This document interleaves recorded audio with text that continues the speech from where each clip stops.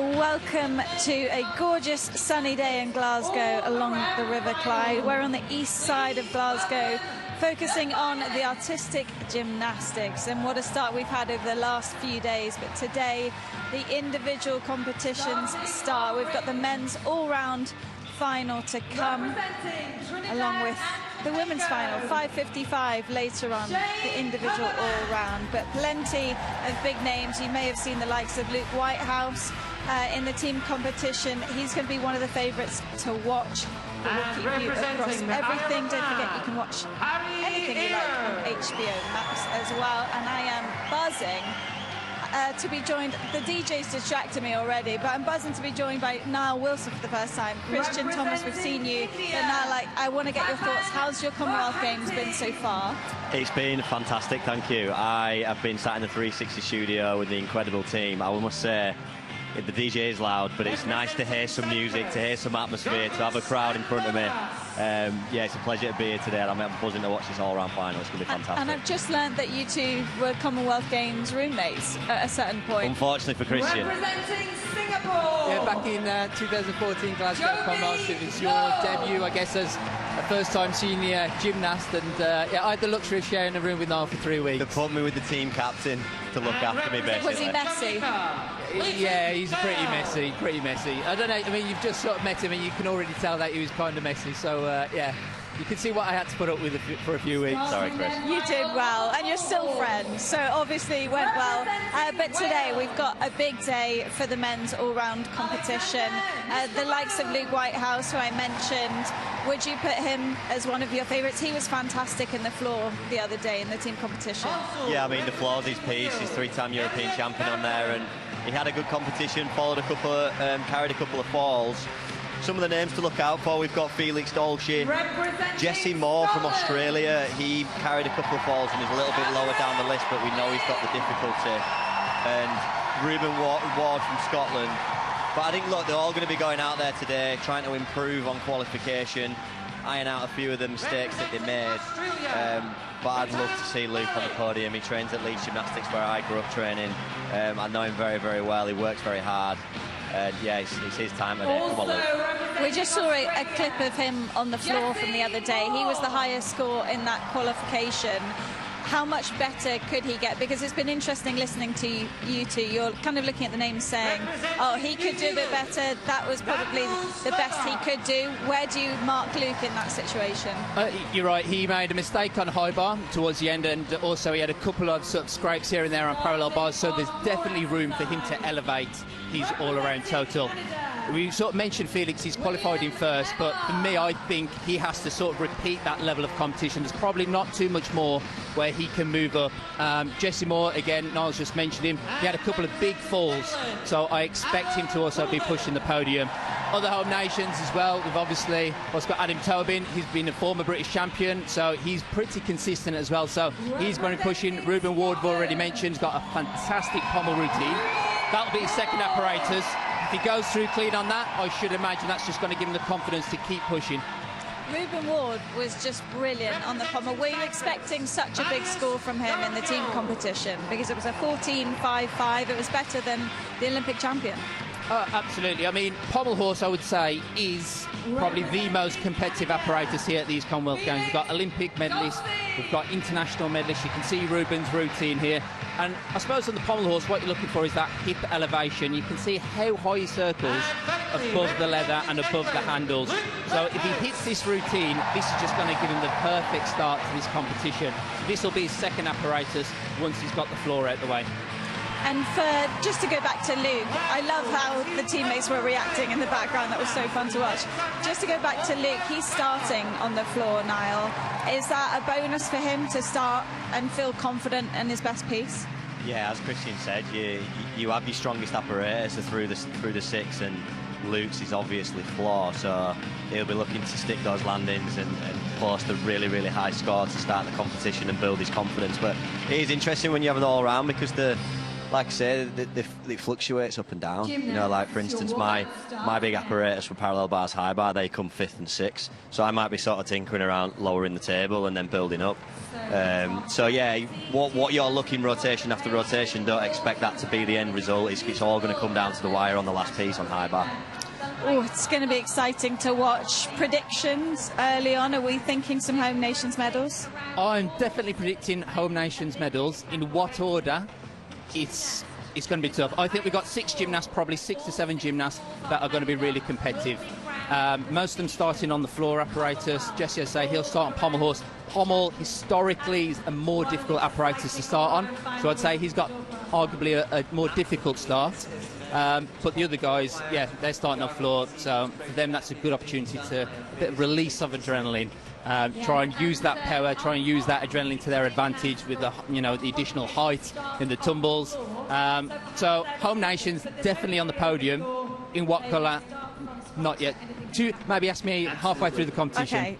To be confirmed, but just a reminder, TNT Sports and HBO Max is your home for all things Commonwealth Games. And here's a little reminder of all the ways you can watch. Make TNT Sports on HBO Max your home for the Glasgow 2026 Commonwealth Games. Crowd are on their feet. It's 11 days of world-class excitement, and you can stream every event exclusively live. World-class field, bidding for history. So get ready for the drama as our unrivaled interactive features take your viewing experience to the next level. History is being rewritten. With multi-view, watch up to 4 different events at the same time. It would be incredible. Event alerts will let you know when the crucial action's going down. Who wants it the most? And key moments will let you relive the glory again and again. Is the performance of her lifetime. While the TNT Sports 360 channel switches between track, pool, velodrome and the rest as the biggest moments are unfolding. Icing on the cake. Plus, if you head online, you'll find features, clips, interviews and more on the TNT Sports official app, website and social platforms. An incredible finish. TNT Sports on HBO Max. The best seat in the house. I think we've actually got the best seat in the house, just off to the side of the field of play at the gymnastics. But these are all the other sports you can watch if you fancy. We've got netball, Australia versus England. Now tells me that's a bit of a grudge match happening. And then we've got, of course, swimming and bowls to keep across as well. So you can watch any of those on HBO Max. Christian has raced up to the commentary booth. Niall's going to be with me to check in after every other rotation or so, keep you across what's happening. But why don't we join Kat Downs for the morning, and she'll have Christian Thomas with her.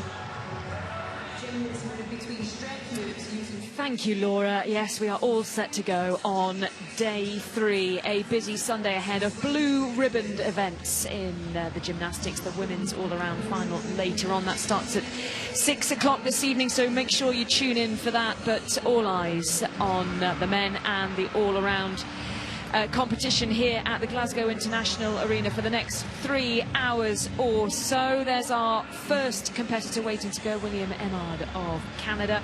And just to put you in the picture, English gymnasts have won the last 4 all-around gold medals. Scotland are in the mix, though, this time looking for a first medal since Dan Keating's silver in 2014.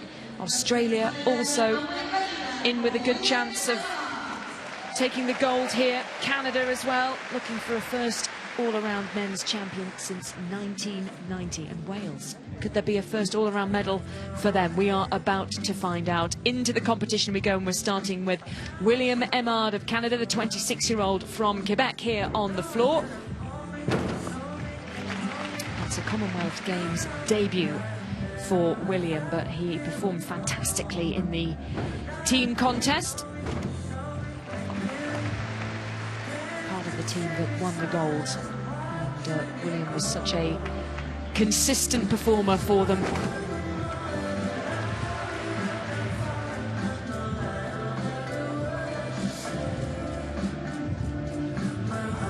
World Championships 5 years ago, he came 8th in the all-around final, which is the best World Championship result by a Canadian man in history. It was at the time.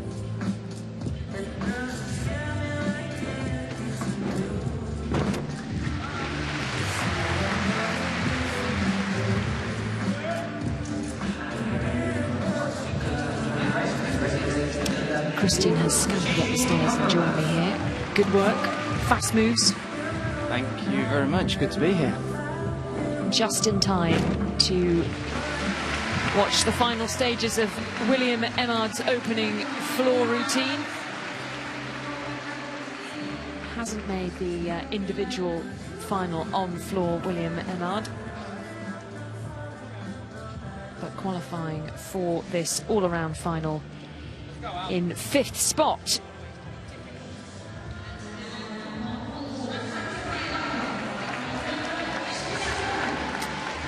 So Alexander Niskovianu, a Penarth-born Welsh athlete who trains in Essex. Bronze in the all-around at the Welsh National Championships this year, starting off his bid for Wales's first ever all-around medal on the pommel.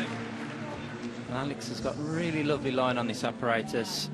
Fortunately, it was the dismount that caught him off guard in qualification, but you can see he works the pommels really well, and unfortunately there, just as he had to reach over both the handles. So as you can imagine, that's some way to go when you're circling around a pommel horse. Just couldn't quite keep that momentum going. I'll get another chance to see it now. That's some really nice work there on the one handle, known as the Stockleys, and then transitions to the leather. Now he's remounted, working his way through the routine, into the handstand.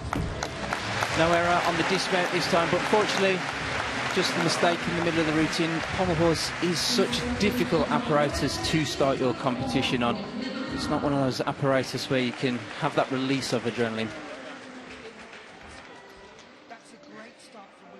13.10, a good start for William Emmard. Solid score on the floor, good foundation for him to build his bid for an all-around medal.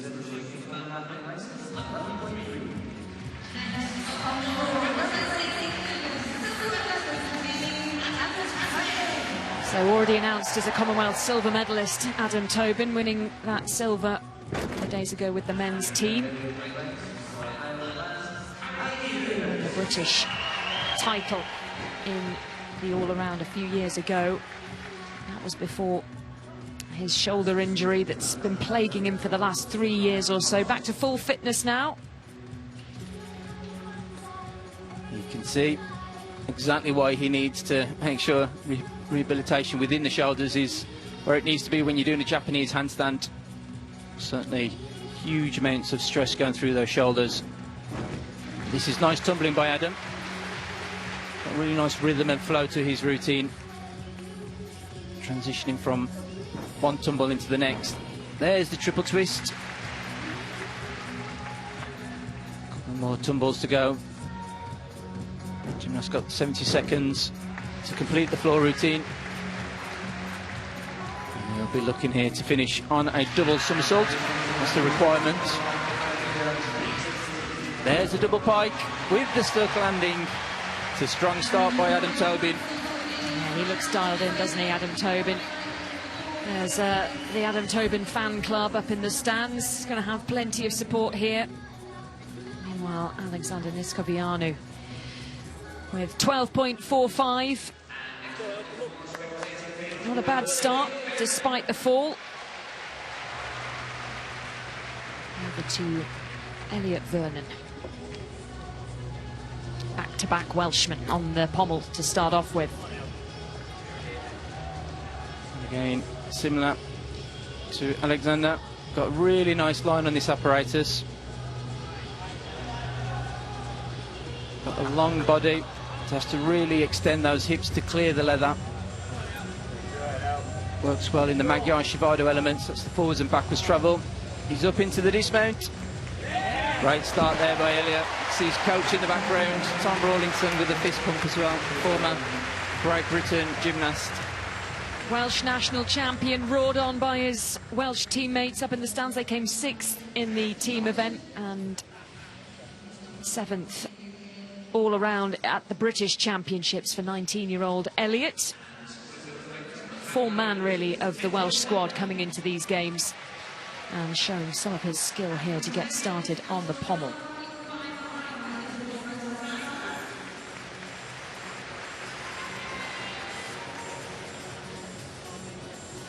Looks like we're going to move over to the rings now, which is going to be Tapan Mahanti.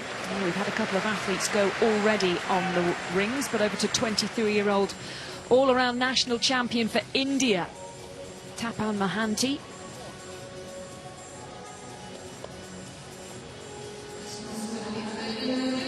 He was 18th in qualifying for the rings. And he scored 12.1 in qualification, so we'll be looking to better that. That's not a bad start either. There's his second crucifix, you can see there.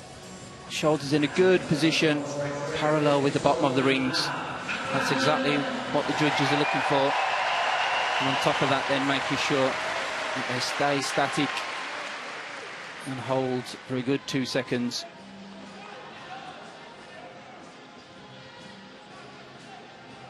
Tapan now moving, pressing into the handstand position. Opportunity to show some of his swinging elements. There's the dislocated handstand. You can see there, just having to fight a little bit to regain control of the handstand. Really difficult to catch the handstand after swinging. There's a full twisting double straight. Will he have bettered his score from qualification? It looked like a step up. Adam Tobin's score 12.55 on the floor, and that is an improvement. 12.45 it was, so a marginal gain for Adam Tobin on the floor. Big roar for Scotland's Ruben Ward, qualifying for the all-around final in 3rd place. So can he clinch a first all-around medal for Scotland since Dan Keating's back in 2014? It's a strong start. Forward tumbles that he's opted to use at the start of his routine. There's some of the backwards tumbles.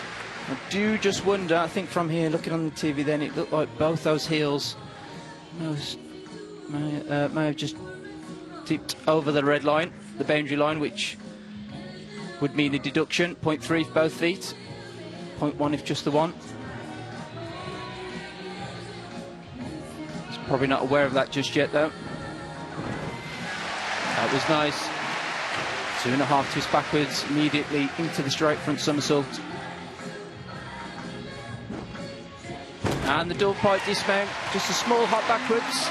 There's a few jumps here and there throughout the routine, but first apparatus, cleanly through. Frenzied support for Scotland's all-around champion as he sets off in pursuit of Commonwealth glory. He's got a pretty high bar to beat. Good score for him in qualifying on the floor. For Elliot Vernon on the pommel, 13.4. That's superb from Elliot Vernon, an improvement on his qualification score as well. So far, these athletes really stepping up with the medals on the line. Malik is the next in our sights on the pommel. A 19-year-old from Sydney. Topped the men's all-around at the Australian Commonwealth Games qualifying trials. I was really impressed every time his pommel horse work within the team qualification. Scored 13.5. It was enough to take him into the pommel horse final, so you can tell that he certainly excels on this apparatus.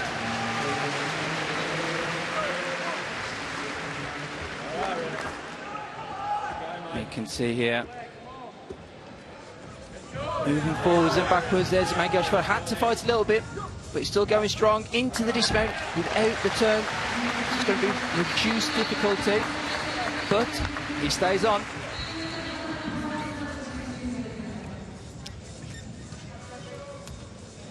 Oh. Tapan Mahanti's score on the rings, 12 on the nose.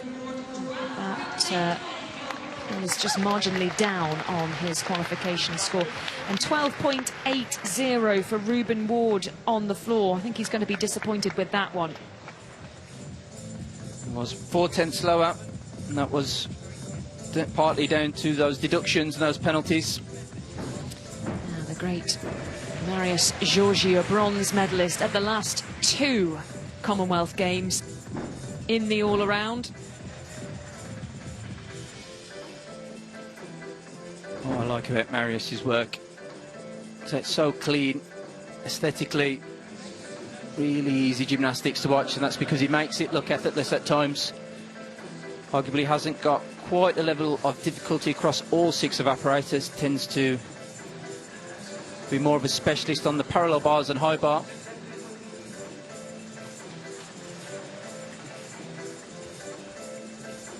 But that being said, very good all-rounder. That was nice. Some good stuck landings from Marius here in his floor routine. See, they're taking a moment just to have a breather.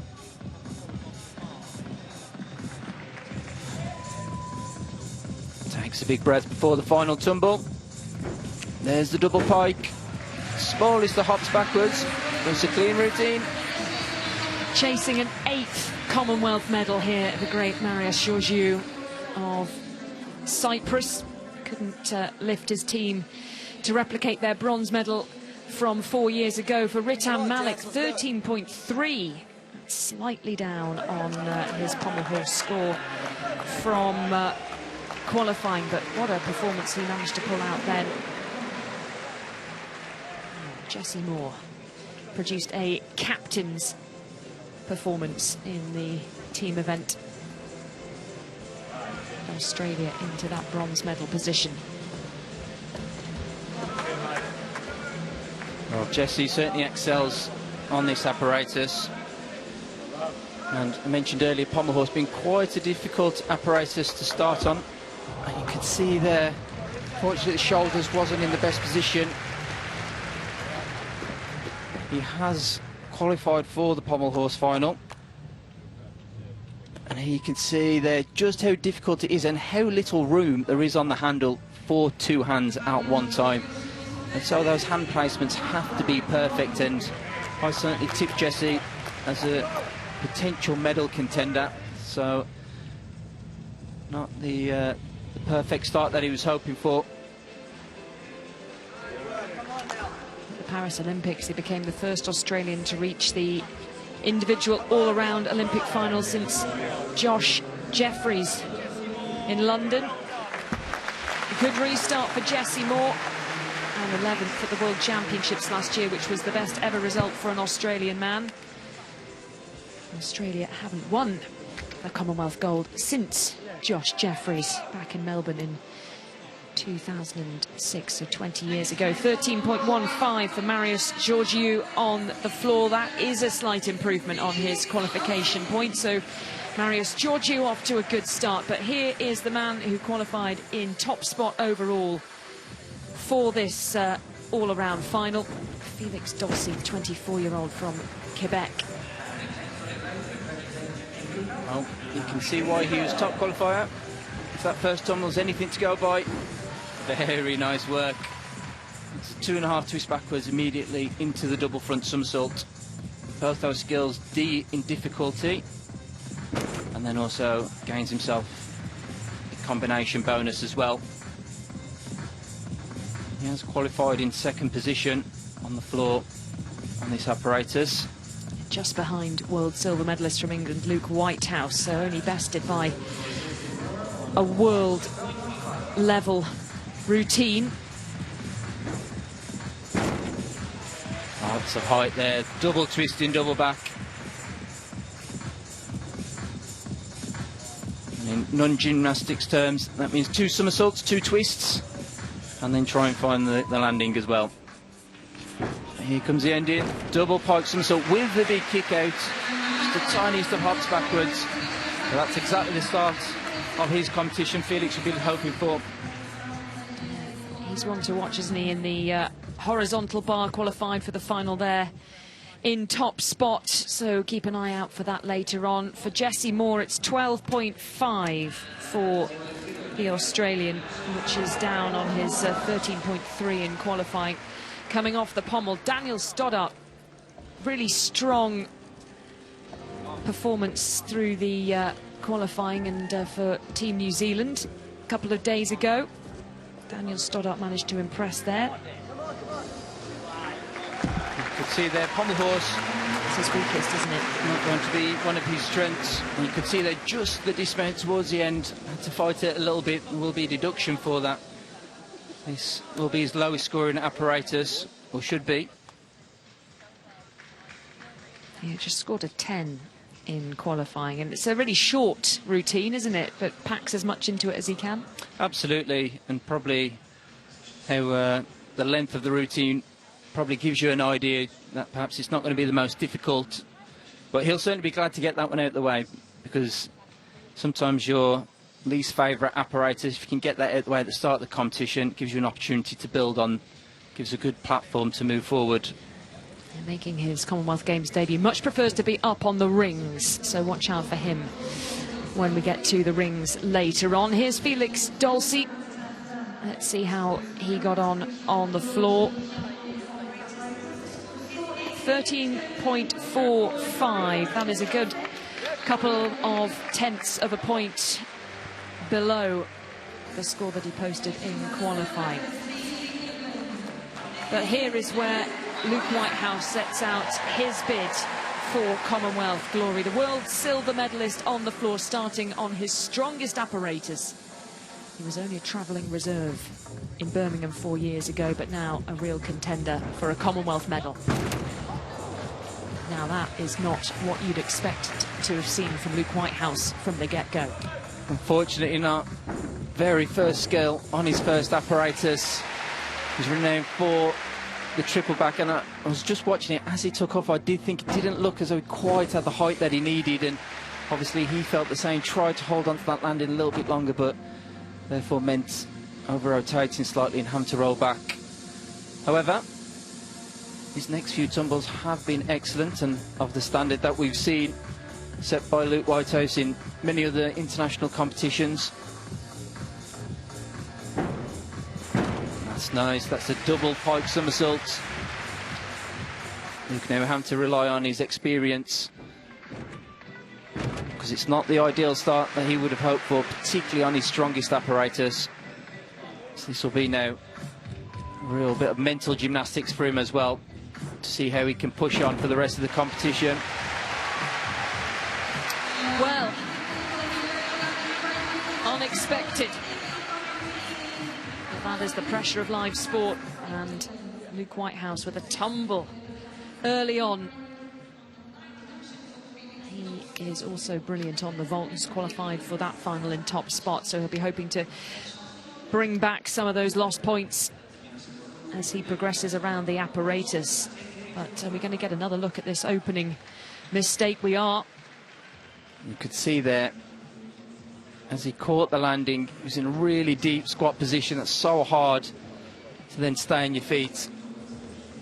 Really difficult. We know that in qualification he scored 14.4, so it's not going to be quite that score this time. Daniel Stoddart's 10.45. That's on the pommel, and listen to the cheer for Cameron Lynn as he steps up to the pommel now. Second games for him, part of the team that came 5th in Birmingham. We know Cameron can certainly swing the pommel horse well. Scored 13 in qualification, squeezed into that pommel horse final, which is very competitive. That was unfortunate. It's really difficult work on the one handle. Have another look at it here. There we can see, had to split his legs, and unfortunately his shoulders, instead of being on top of the handles where you need them, he was just falling backwards, which therefore meant he also had to fall backwards. Come on, Cameron, and to fight through here. But that was nice. There's the triple Russian skill, settling down now into the routine. Here's the woo. Good travel, good difficult gymnastics towards the end of the routine. Into the handstand. Not quite the routine he was after, unfortunately, but he'll be glad to get pommel horse out the way. Gritty, a gritty performance from Cameron Lynn to pull himself through that one. Needed a restart. Qualified in 9th place, the Scotsman. Highest placed Scotsman is Reuben Ward, who came through in 3rd. He's currently dropped down to 7th, and it doesn't look like Cameron Lynn will be improving upon his position yet, so he's going to need plenty of home crowd support. You can hear them raising the decibel level.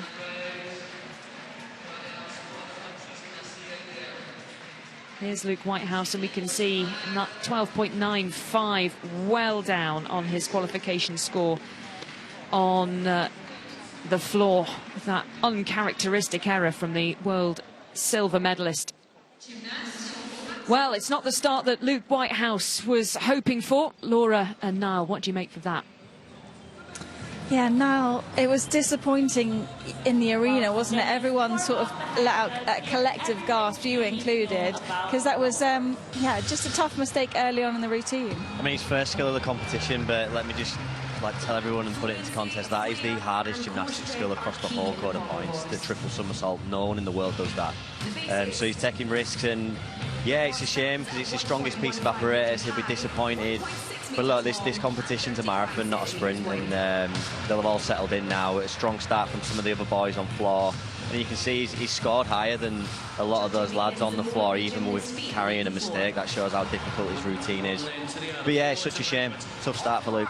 Where can he try and make up those points, though? Because it was a 14.4 on the floor the other day, now at 12.95. Where can he try and make up that space? I think now it's just regrouping. You've got 5 apparatus to go. You could probably now almost just relax. You know, he's got a mistake out of the way. He can hopefully just relax into the best competition that he can create, and there's no pressure now. He's sort of coming from behind, and hopefully that allows him to do some solid routines on the rest of the apparatus. And it was a very solid start from Felix as well on the floor. He's leading so far. It was kind of what we expected from him, perhaps, just, you know, hitting all of his spots. Well, difficulty maybe not quite the same that Luke was going for, but he doesn't really make mistakes.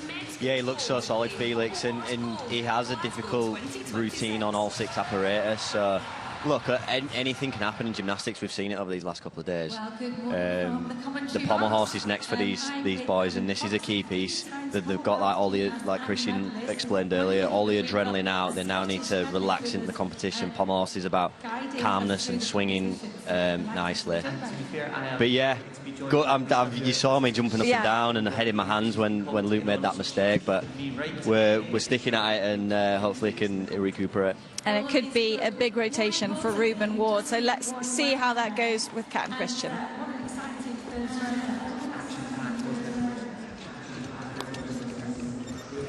Thank you, Laura. Good to hear the thoughts of Niall Wilson, who's been there, done that, been on an all-around podium here at the Commonwealth Games. Lead home nations athlete at the moment, Elliot Vernon, after a great performance for him on the pommel. 13.4 is the highest score on pommel that we've seen so far this afternoon. So Elliot Vernon currently in the silver medal position in the very early stages, and Luke Whitehouse is down in 6th.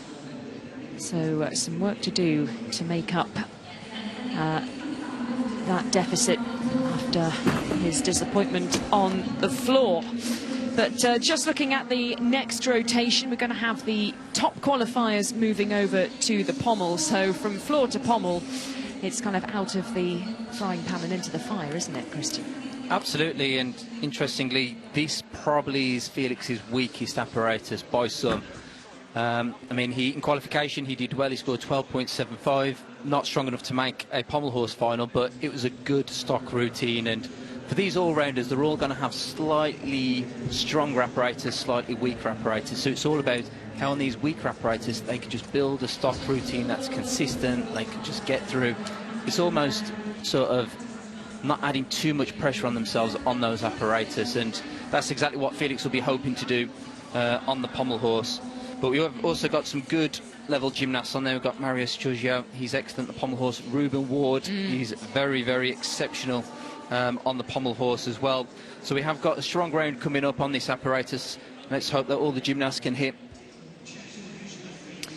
Yeah, Ruben Ward qualifying for the pommel horse individual final in first spot. So watch out for the Scotsman, and he just needs to really manage the occasion, doesn't he? Because that is all part of this. It's not just about who can perform, but it's also who can handle their nerves and who can handle the expectation of a home crowd in terms of Scottish athletes. Absolutely, the home crowd plays such a significant advantage if you can allow it to. There's, I suppose, two ways you can look at it. It could be the additional pressure, but equally it could be a massive boost of confidence, of support. At least the gymnasts have that mindset. What was your approach to a home crowd? Did you like it? Did you funnel it? Did you try and fan the flames of frenzy in the stands, or were you trying to block it out? I loved it, absolutely loved it. And I think if you have a good start to your competition, then there's no better feeling than finishing a routine and having that support crowd, because when you're competing, you probably won't hear too much of the crowd. And you know, crowds like this as well, the size of this arena, to perform as a gymnast in front of all of these hundreds of people is a real privilege. Adam Tobin then getting us started.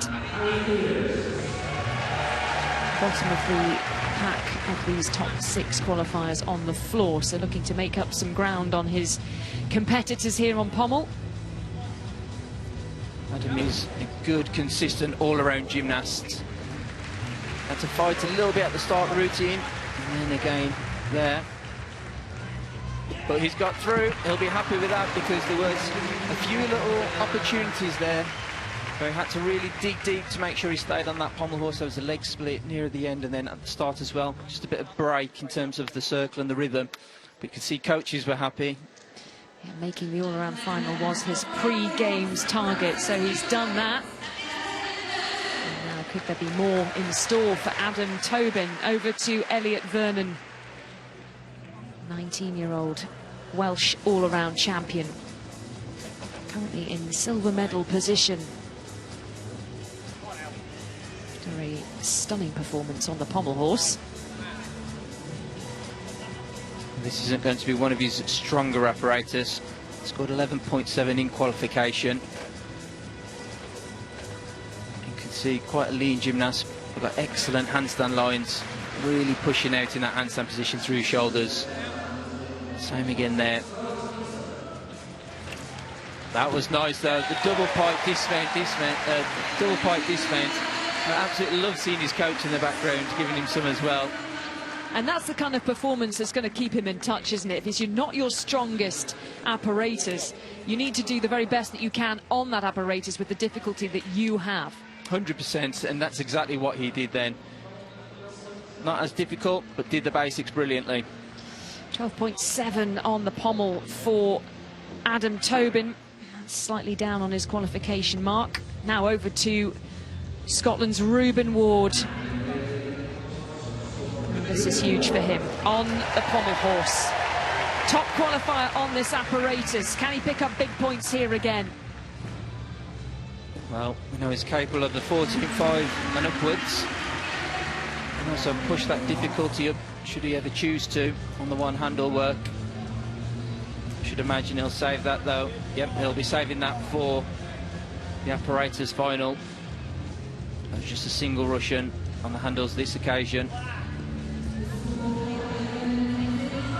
This is nice, this is good work here. See, it's just a little bit on edge on the one handle work. A couple of small errors on hand placements, but settle well into his routine now. There's the dismount all the way up. Oh yes, that's tremendous stuff from Ruben Ward. And the sound that fills the Glasgow International Arena is ear-splitting. Superb stuff. See there, coach Jake Seeger. Happy with his performance. Elliot Vernon's 12.45 on the rings. That is well up on his qualification score. Stepping up Elliot Vernon with the smell of a medal in his nostrils. Now Cameron Lynn goes up.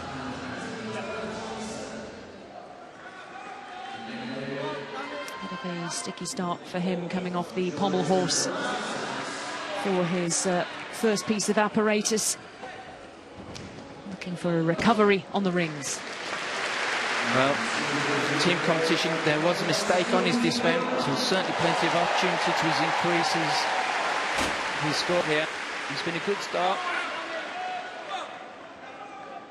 Little battle there just to hit that handstand position. That was nice. Clean work. Takes his time there for this big dismount. There's the triple back. Just a step backwards. Big smile on Cameron's face there. That score's certainly going to increase from qualification.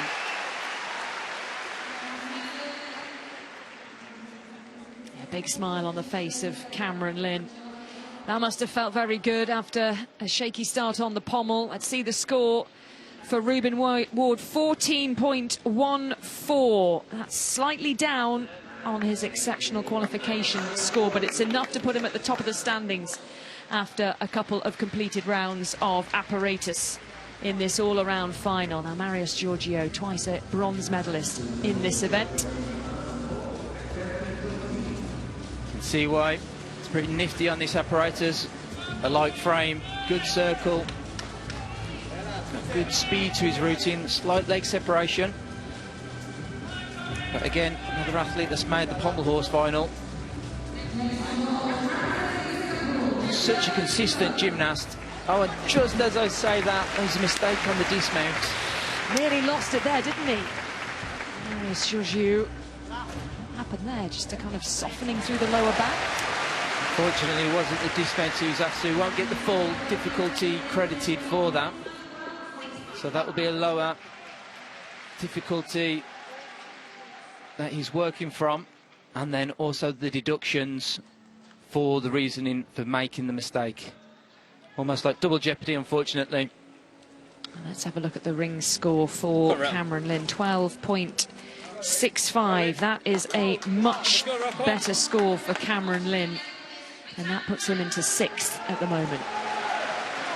Martin Malik heading up for Australia, the youngster, just 19 years old.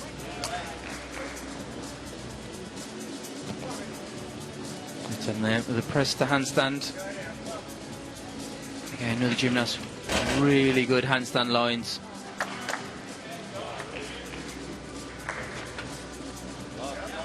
Looks comfortable in the swinging positions. Hasn't seen much in his strength elements yet. That's nice there. Double twisting, double back. He seems confident, happy with that performance. Relatively short, perhaps, in comparison to some of the other top all-arounders, but it was clean. 12.80 for Georgios Mariou on the... Marius Georgiou. I got the M's and the G's the wrong way around for Marius Georgiou. And that's well down on his qualification score, so that wobble through the dismount has cost him. Felix Dolci. A stuttering start for our lead qualifier. Oh no.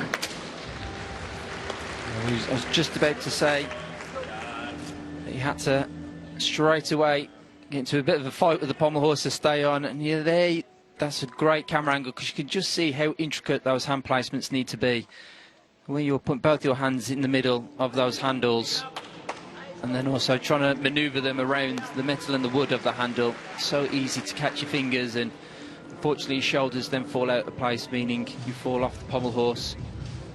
So we had a score of 12.75 in qualification. Oh, and again, he's on the same scale. He was brave enough to repeat it, but unfortunately, just as he was transitioning out the triple Russian, ended up falling. So this score is going to be significantly lower than qualification. And there you can see, there, that was the costly error. Chances of a Commonwealth medal could have been pulverised by the pommel for Felix Dolci. What it certainly does mean is that there's been a few mistakes by some of these top all-rounders.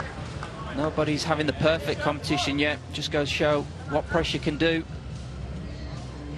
Good dismount work though, Felix. Gonna have to work hard now for the rest of this competition. Recompose himself, reset. Yeah, he's got the rings to come, which is one of his strongest elements, so he'll be looking to bounce back there. A score of 12.4 for Ritam Malik puts him up into fourth, just outside the medal positions at the moment. Jessie Ward, the powerful Australian, heading up onto the rings.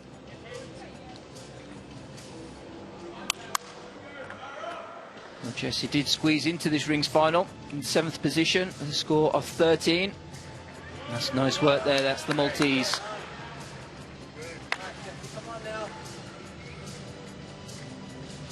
Presses into the handstand position.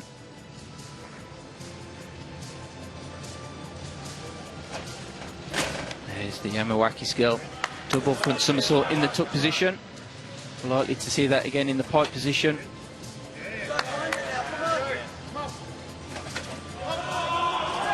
No, just the dismount. Double twist and double back. Solid work from Australia's captain. Bronze medalists in the team event. For the men, the women taking the women's title last night here, late into the evening, and a wire-to-wire victory for the Australian women. Now, how costly will those 2 falls off the pommel have been for Canada's Felix Dolce? 9.5. Well, there's going to be an awful lot of ground to make up now for Felix. Ruben Ward, there he is, of Scotland, sitting at the top of the standings at the moment. He's in the gold medal spot. Good performance for him on the pommel. Now, after a disappointing floor routine for the world silver medalist, can he bounce back on the pommel? Luke Whitehouse for England. Felix there was almost 3 whole marks down on his pommel horse score, but it does create opportunity for gymnasts such as Luke to try and catch up. Did well there to stay on. You could see his hands just over the edge of the pommel horse really well. Slight break there in the hip form, but he's fighting. Oh. That is a shame, because he was doing well to progress through that routine.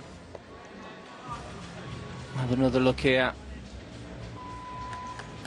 This is now where he steps, and you can just see shoulders were off balance, and there's that right leg ends up catching the leather. And as soon as that leg catches the leather, that pretty much stops all swing and momentum. He's going to repeat it now. That's better.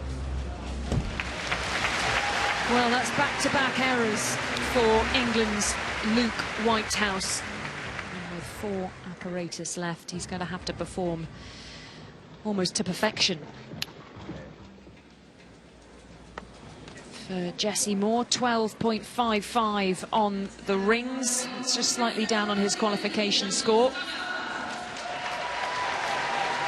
Moves him up into 6th spot at the moment. Daniel Stoddart. Well, this was one of his strongest performances in qualifying. He has made it through to the individual final in the rings contest. There's the swing to top planche. And lowers into the crucifix. See, they're squeezing every single muscle in his body, just to make sure that he holds each of those strength elements in a static position for a good 2 seconds. Good swinging elements there. Solid in the handstand. Very nice work here by Daniel. This is clean.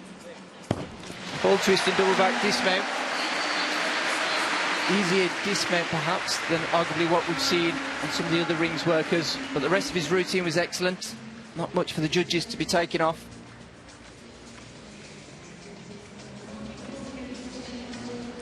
First Commonwealth Games and making the all-around final. It's been a good debut for Daniel Stoddart. For Luke Whitehouse, it's not going quite how he had planned. Over to Jovi Low from Singapore, the youngster who led the all-around standings for a good chunk of day one, just 18 years old. That's the double twist. I was just thinking then, it feels like we commentated Jovi what feels like weeks ago. But he wasn't he? He came out here and blazed a trail, and he was on the top of the qualification standings for a good chunk of, when was that, Friday kind of afternoon time, maybe mid-morning into the afternoon. You're right, he was certainly in the morning subdivision, which is really, really difficult, and that was a clean vault there. Has himself a score of 13.15 and a thumbs up and smile. Just what we want to see. Good work from Jovi Lowe. Hasn't made any of the individual apparatus finals, so this is his last piece of action here in Glasgow. William Emard getting started on the pommel, hoping to go better than his countryman Felix Dulcie. Well, similar to his teammate Felix, this isn't his strongest apparatus, so if he can just get through this routine. Had to fight there, but he's up into handstand. He'll be happy with that. Short and sweet from William Emard. Interestingly as well, one of the last gymnasts up on pommel horse, and he's seen a lot of his competitors making mistakes. No doubt that would have added that pressure. Luke Whitehouse with a 10.8. That is very expensive indeed for the hopes of Luke Whitehouse when it comes to making the Commonwealth podium. Alexander Niskovianu heads up onto the rings for Wales. Alexander got beautiful lines, does really nice gymnastics work. A little wobble there, just as he lowers down to the half lever in straddle position. Uses that to press into handstand. You can see there just those slight shoulder alterations. That's what the judges will be focusing on, and which movement is there. Good dismount now, double twist and double back. Teammates there supporting in the crowd. And well done by coach there, Luke Folwell, a former Commonwealth champion himself back in Delhi 2010. William Emard back into the big headphones, keeping himself focused. Last place qualifier, Clayton Bell of Jamaica, British born.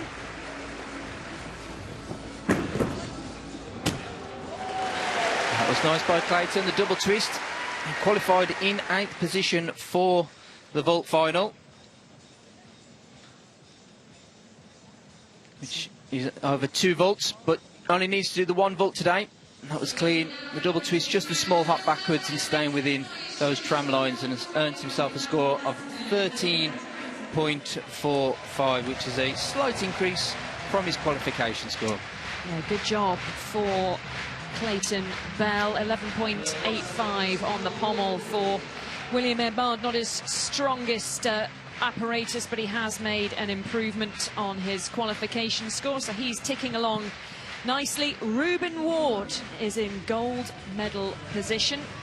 Shane Cumbermack just finishing off here on the vault for Trinidad and Tobago. This happened just a couple of moments ago, so let's just see how he gets on before we head down to Laura and for a bit of analysis on the afternoon's action so far.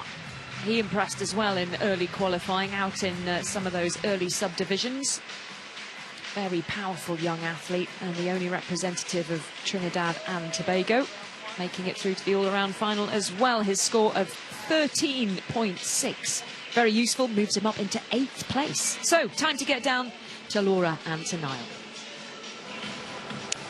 Well, what a dramatic rotation that was. Niall and I couldn't believe the errors that came up out of nowhere from Felix to start off with. That was so tough to watch. It's just behind us on the pommel. I mean, how does he reset from that?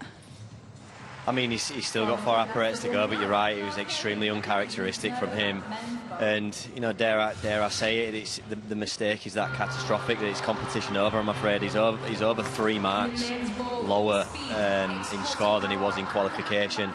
And no matter how much difficulty you've got in the rest of your routines, you just can't make that ground back up, unfortunately. And it shows you, like we've been talking about it all week, it's gymnastics, anything can happen, and I said after the floor, the pommel horse is the key piece, and whatever the reason, he just couldn't find his swing, couldn't get comfortable on there, and yeah, 9.5, interesting. And how much would that have affected the rest of the competition? Because straight after that was Luke, who all of a sudden we were like, oh, maybe this is an opening for him. But then he also had an error on the pommel. Yeah, I think it's difficult. It's difficult when you're seeing mistakes in front of you to just really stay in your zone, just stick to your process. Luke looked like he was swinging really well. Unfortunately, he made the mistake right at the end of the routine. Again, uncharacteristic. I don't know whether he's run out of steam. I don't know whether lactic built too much up in his shoulders. He looked nervous out there. I think the mistake on the floor has just unsettled him, and that is such a shame. Again, now I think it's going to be really difficult for Luke to really get back into this competition. He's got an extremely strong vault, but the other three, again, I don't think the difficulty's there. The interesting position to be in now is Ruben Ward. Yes. He will have never been in this position before. I am so excited and happy for him. But like you say, when you're seeing these mistakes, you try not... I was a gymnast that tried not to look at the scores behind me. He had a shaky little wobble at the beginning here. He's meant to put his hand on the handle, managed to re-salvage it and do an absolutely gorgeous rest of the routines, a little lower score than his qualification. But well, job by done. his own high standards, this wasn't perfect compared to what we saw 2 days ago. It wasn't perfect. I just managed to have a sneak chat to his coach behind me, and he said he's nervous. It's his first all-round competition. This is unusual territory for him.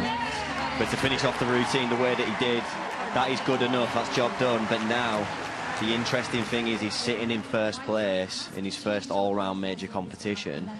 How is he going to handle this? Like, I'd really encourage him to just do not look at that screen, what's going on behind you. You've just got a rings routine, a vault, a parallel bars routine, a high bar routine. And he's got a really good chance of not just even medaling, like being on the top of this podium.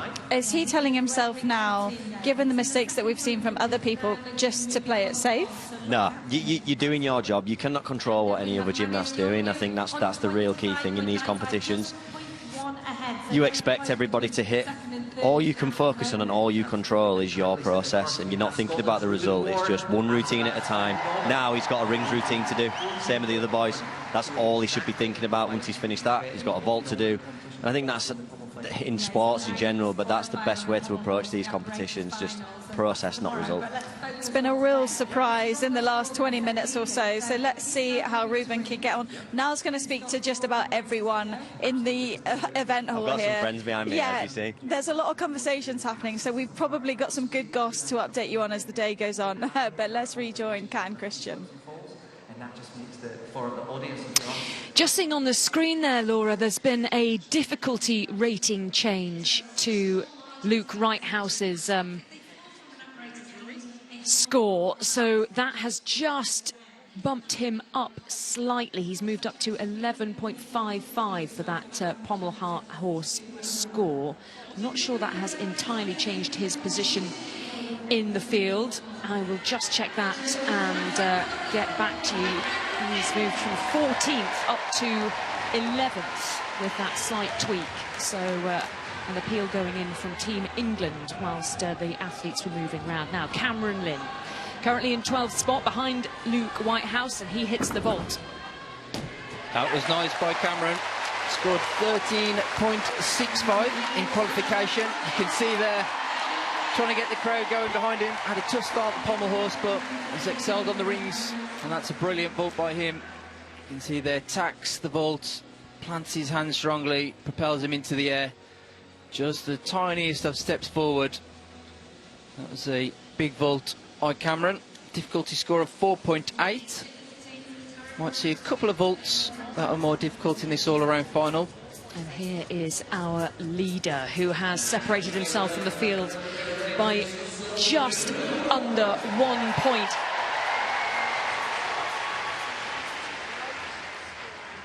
One point separates 6th place from silver medal at the moment. It is a very tightly packed field, but Ruben Ward has just a little bit of blue Scottish sky between him and the chasing pack. Can he build on that here on the rings? And this is that apparatus that we all talk about for an all-rounder. Perhaps not going to be the strongest, so it's just about going through as clean as you possibly can. So that's what Ruben will be aiming for. be trying to better his qualification score, which was 12.3. Into the dismount. He'll get the stick bonus as well. Double twist and double back to finish. Always leaves a positive impression on the judges and, of course, the fans who are enjoying that. Just doing what he needed to do there, Ruben Ward. There may be some athletes that can catch him over this rotation because he won't be scoring the very highest points on the rings. But as long as he gets the points that he can, makes the very most of the skills that he's got, just as Cameron Lynn has there with a 13.7 on the vault, then Ruben Ward will keep himself very much up in contention. Over to Tapan Mahati.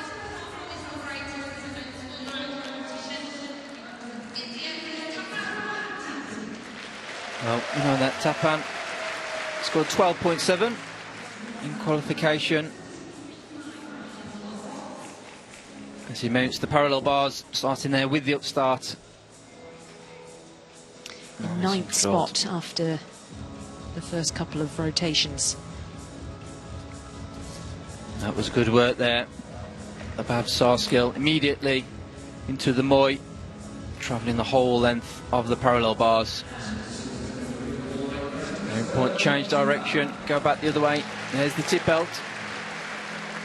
Just a slight stutter there in the elbows. This is clean work by Tapan. Just performed the Healy on the one arm. He transitions into that upper arm work, which is the inside of the bicep. Important requirement for the for the gymnast to show. And the double pike dismount, you can see there the chest a little bit low on the landing, and to take a few steps just to adjust, but he stays on his feet.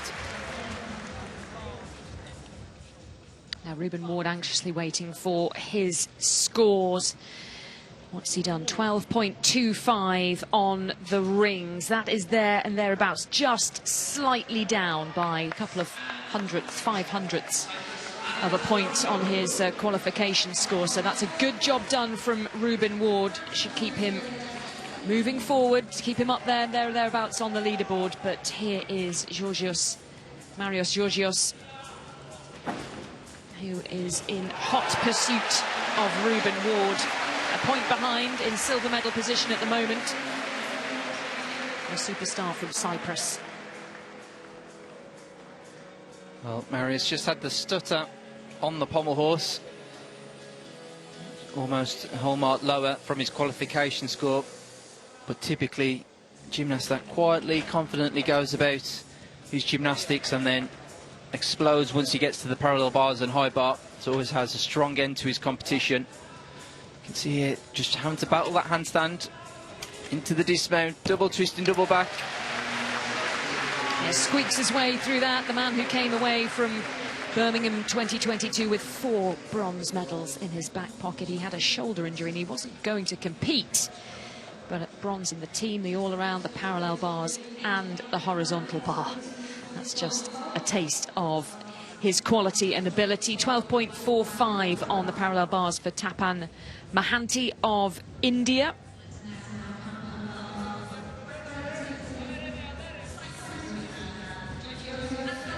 First look at Georgios Angonas getting up onto the parallel bars. Individual all-around gold at the Games of the Small States of Europe last year. He had a really big year. 4 golds at 1 meet. It's pretty nifty on this apparatus. That's lovely work there. Just missed out on parallel bars final. That was excellent. The undersummy. Elbows locked out with straight arms. This is nice work by Georgios. There's the Diamondov 1 1/4. And he changes direction with the studs. Couple of hand placements which the judges will pick up. But into the dismount. That was an excellent routine by Georgios.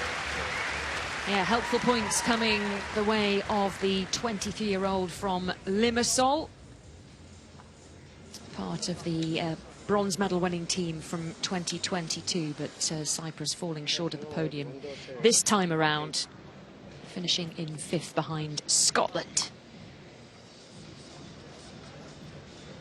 And you can almost sense the frustration from the Scottish gymnast of just falling short of the podium. Firing them on here in the individual all-around. Slightly down on his qualification score then for Marios Georgios. Now can Felix Dolci bounce back? Twice a faller from the capricious pommel horse. Now heading up to the rings. 17th from first. That is quite the fall from grace for our young Canadian. Can he work his way back up the standings? Starting here. Well, we know he excels on this apparatus. And that Maltese there is a good example. And again, swinging to the Maltese position. Elbows locked out strong, straight body. Capable of scoring the mid-13s. That was lovely work in the top planche. Solid in the handstand. It's good apparatus to move to after the pommel horse. Use that extra, perhaps frustration and energy to help him in these strength elements. There's the dismount, double twisting, double tuck. Yeah, that's impressive. To put the pommel horse behind him and to move on to the rings and to deliver a performance like that. It's pressing that big red reset button. It'll be interesting to see now if he can excel on the other apparatus, almost as though the pressure's off him. Just come flying up the leaderboard. 13.1 for Georgios Angonis.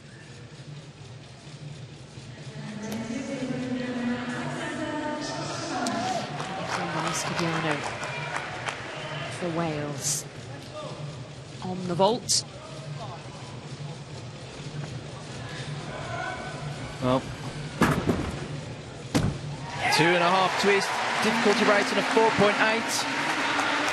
Caught the landing relatively deep, but it was clean in the air. Tiniest of hops as well. That will be a much improved score from his qualification. He only managed a 12.55, which suggests a fall, but that will be certainly higher. So Jovi Low, who is the best parallel bars worker in Singapore, national champion on this apparatus. Also loves it up on the high bar as well, so watch out for him there. This is nice work by Jovi, really clean, excellent execution all the way through his body as he works through the routine. Unfortunately, took a little bit of a hit there, I think, with the legs on that strata front. Judges would have certainly spotted that. The skills that preceded it, though, were very good. Here's the dismount, double front with the half turn. Oh dear, that looks very painful indeed. You could see it was such a deep landing. I'm not quite too sure he managed to complete the whole half turn, which would have crunched his knee, no doubt, as he hit the floor. Medics are swiftly to the side of Jovi Low, and we'll bring you an update on him as soon as we can. Score of 13.85 for Felix Dolci on the rings. That is a big mark-up from qualification. An important bounce back for the Canadian. And another athlete who needs another bounce back. Luke Whitehouse. Mistakes on the floor, mistakes on the pommel. What lies ahead on the rings? He starts his routine there. Azarian to crucifix, and then that's the Honma to crucifix. You can see the shaking of the whole body. Whole body experience on these rings. Although you think it's upper body, it certainly takes everything to hold and squeeze to make sure there's no movements in those strength skills. He's got a big dismount on the rings, the triple back. So he just needs to settle, steady himself. Here he comes.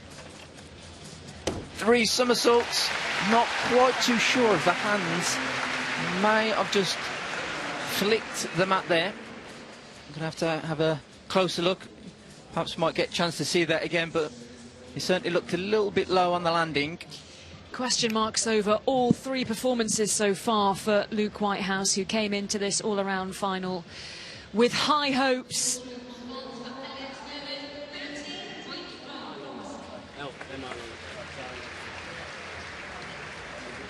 Alexander Nescoviano. with 13.75. That is a big move up from his qualification score on the vault.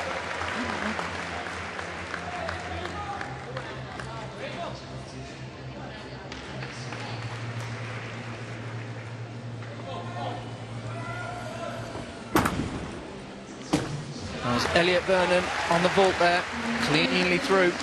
Qualified with a score of 13.15. Here's another chance. There's a double twist. Takes a big step backwards, just trying to hold on to all that energy from the 25-metre run-up.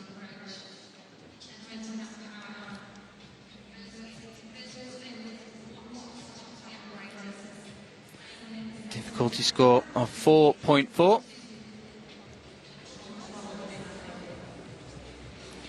And earns himself a score of 13.1, so very similar to what he scored in qualification, which was 13.15.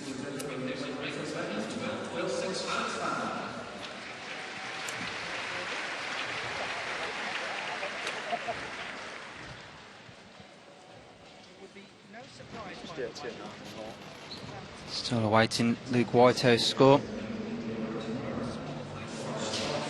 12.65 it is for Luke Whitehouse, and that is well down on his qualification score. So for Luke Whitehouse, prospects of a medal are dwindling. For William Emard in 7th, and this a real strength for him. Top qualifier on this apparatus, with a mammoth 13.85. If he can replicate that, he will fire himself up the leaderboard. You can see just how solid he is in that Maltese and crucifix skills. And again, beautiful position there on the top planche. Squeezing everything in the handstand, hardly any adjustments, hardly any movements. So hasn't just got excellent strength skills, but also can swing the rings really well. This will be a good opportunity for him to take control of this competition, and with a good landing such as that. Yeah, brilliant from William Emard, and he's been patient, hasn't he? Solid so far, but taking his opportunity to shine on his favourite apparatus here.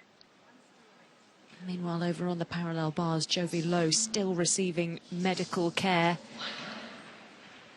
A very painful looking knee injury for the young athlete from Singapore. He's just about to be carried out of the field of play on a stretcher. So another horrible looking injury here at the gymnastics. Now Ritam Malik just outside the medals after the opening couple of rotations. This time he hits the vault.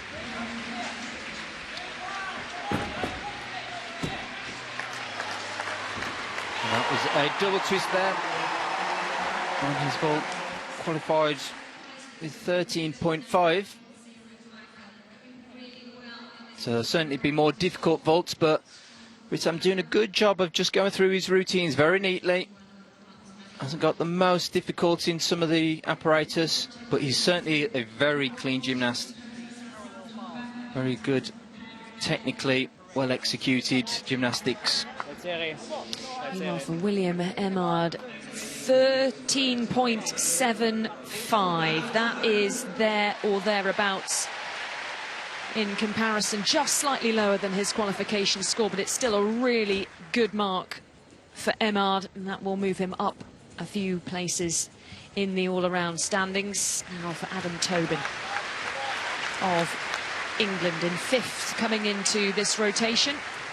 The applause you can hear in the background is for Jovi Lowe being taken off on a stretcher after that accident on the parallel bars. Well, this has been a good rings routine so far. He qualified in 2nd on this apparatus with a score of 13.4. So, you know, he's pretty handy on the rings. And again, one of those gymnasts been quietly, confidently going about his gymnastics. He's got excellent pedigrees. Former British champion. Superb from Adam Tobin. Quietly going about his business in 5th. That's going to move him up. It'll be interesting to see where that score compares with William Emmard, who qualified for the rings final in top spot, because Adam Tobin could well be eyeing a rings medal when we get to the final tomorrow. There is Jovi Lowe being taken away. Such a shame. He was about to move on to one of his better apparatus as well, the high bar. I was looking forward to seeing him on that apparatus. He has some big skills. Unfortunately, took a fall in qualifications on high bar, but you know, he's capable of some excellent gymnastics on that apparatus. It's going to be Clayton Bell who has the unenviable task of following Jovi Lowe up onto the parallel bars. It's always tricky to try and put that behind you. The reminder of the danger involved in this sport, just seeing the athlete before you crumple to the canvas.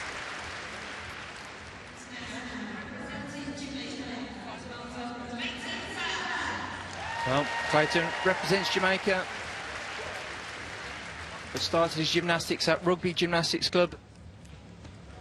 Moved himself off the bottom of the standings over the first couple of rotations, up into 15th from 18th spot. Nice dynamic start there by Clayton with the straddle front somersault. Aiming to better his qualification score of 11.7. That was the Healy. You could see there having to pike his body just to get to the handstand position. Oh, and you could see there taking the extra swings, unfortunately. Didn't catch the parallel bars in the position that he needed to, which would then enable him to carry on swinging. And again, caught his legs there on that Bavsar skill. Clayton really having to fight through this routine, but always difficult, as you mentioned, Kat. As you can see, ended up sitting down on the parallel bars on that skill, which will be classed as a fall. Sometimes wonder whether watching one of the gymnasts go ahead of you, injure himself, sometimes plays in their mind. Obviously means they've got to wait around a little bit longer, body gets a little bit colder. He'll be disappointed, Clayton, with that.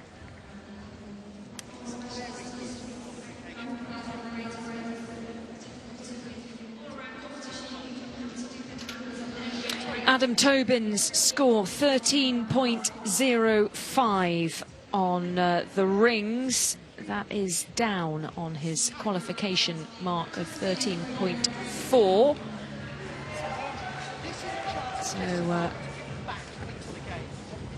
Jesse Ward for a big vault here. Oh, that's fantastic. What a way to stick that landing. Huge power, huge speed, and then it all comes to a sudden stop. Magnificent control here from the Australian captain. Well, it was the handspring double front. Requires fast run-up, explosion from the springboard to the vault table. 13.85 on vault for Jesse Ward. Do you know what? He went even better in qualifying. It's hard Well, to I've just imagine. noticed there he had a 0.1 penalty, because I was wondering if the judges spotted just that foot creeps onto the red line on vault, which they obviously do, because they always do. Of course they do. And that would have just meant to score 0.1 lower. Over to Daniel Stoddart. 23 is the score for him at the moment, down in 16th.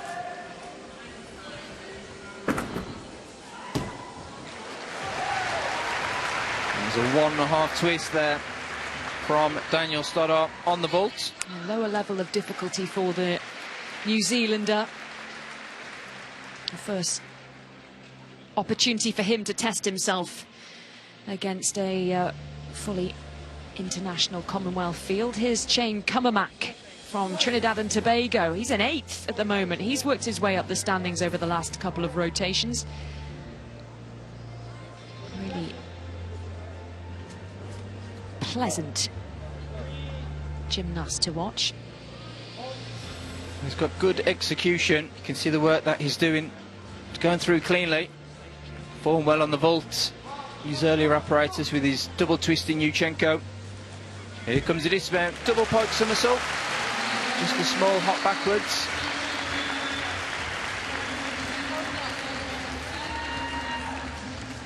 So is that the end of rotation number 3?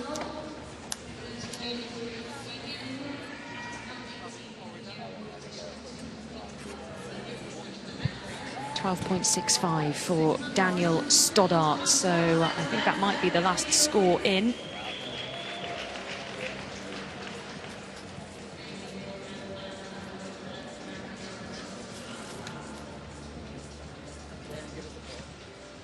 For Clayton Bell, it's 7.95. Really tricky time for the Jamaican athlete up on the parallel bars.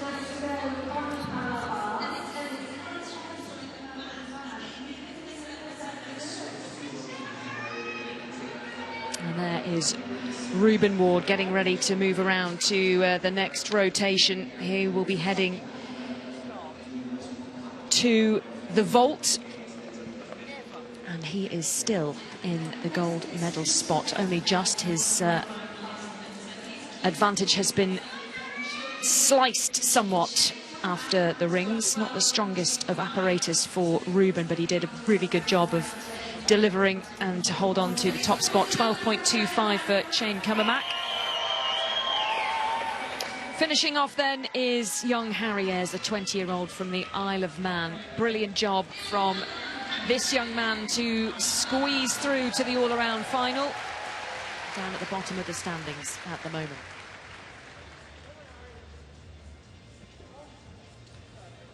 Harry mounts the parallel bars. 20 years old, trains at Leeds Gymnastics Club. With many other competitors, Leeds very well represented by the home nations at these Commonwealth Games. And Quito's Elliot Vernon, to name a few, in this all-around final. There was a Stutz to handstand.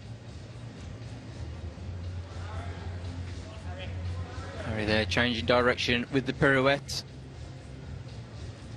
Locks out for the dismount. Double tuck somersault dismount. It's done well. Took a bit of a tumble on the apparatus before. On vault wasn't quite the landing he was after. That was much cleaner though by Harry. Getting through his parallel bars routine.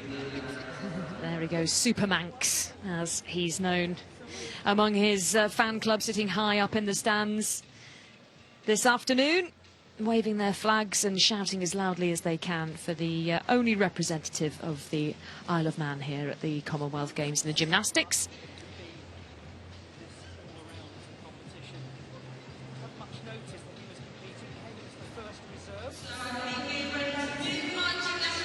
Good opportunity. You can see there just those parallel bars as we see the dismount. You can see just how caked they are in all. The chalk, the syrup, the sugar water, anything just to help the gymnasts with their grip on that apparatus. We lost Harry there for a moment just as the lights went out in the arena.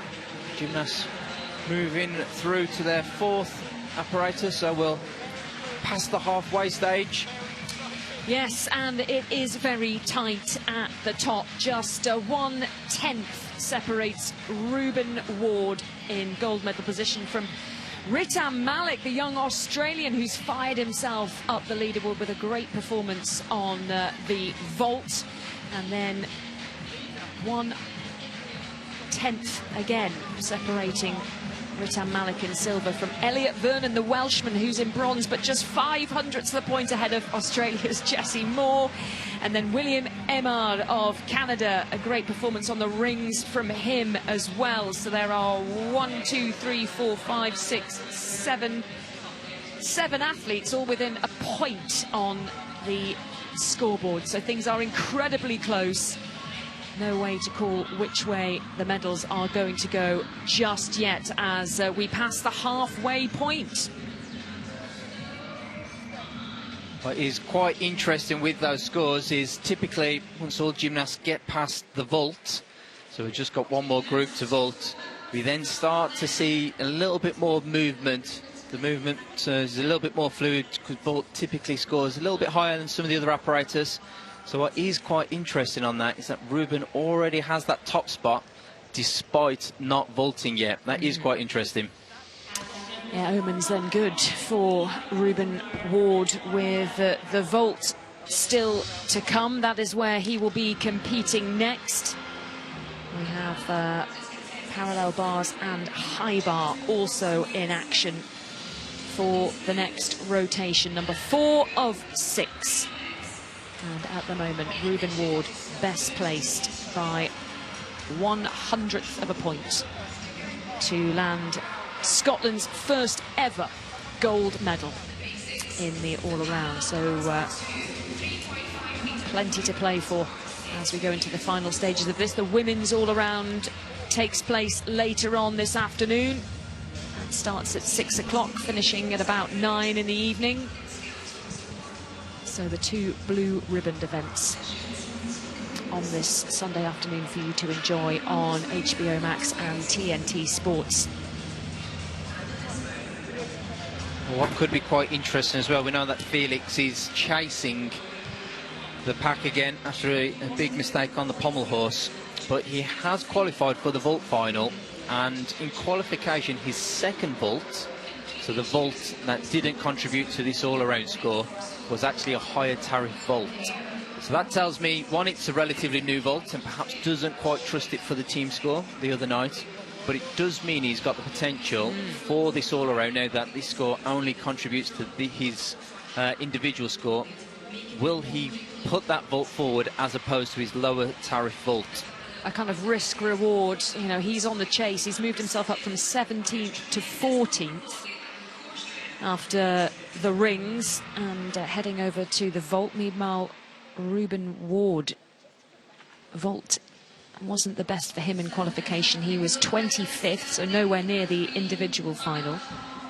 Just on Ruben's vault as well, he, despite him scoring still relatively well, he actually didn't do the vault he was meant to do.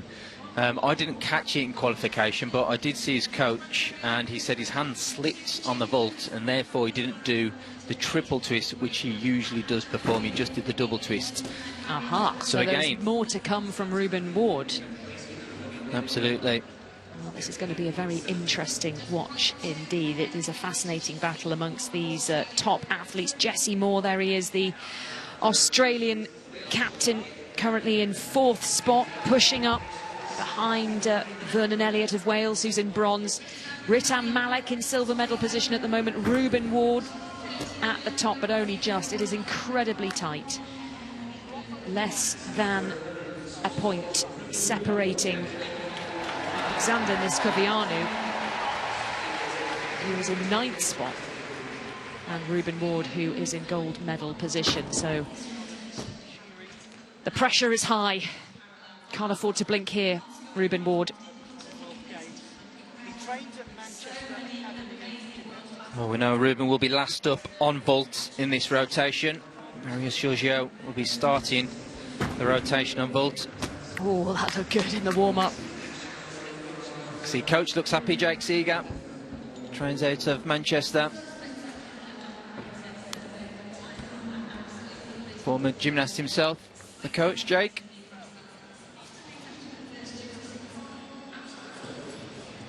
What we'll also have on vault as well is a range of entries onto the vault. So you can see here Marius preparing, his coach preparing, and he's got the mat down ready, which suggests he'll be doing the Yuchenko approach, which is the round off onto the springboard, the backflip onto the vault, and then finally the somersault with twists. And Marius typically will do the double twist.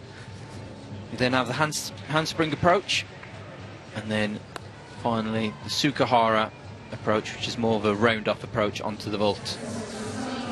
Now this is one of the few apparatus that Marius Georgiou has not medalled in at the Commonwealth Games. He's won floor, he's won parallel bars, he's won medals in high bar as well, all around. But not on the vault.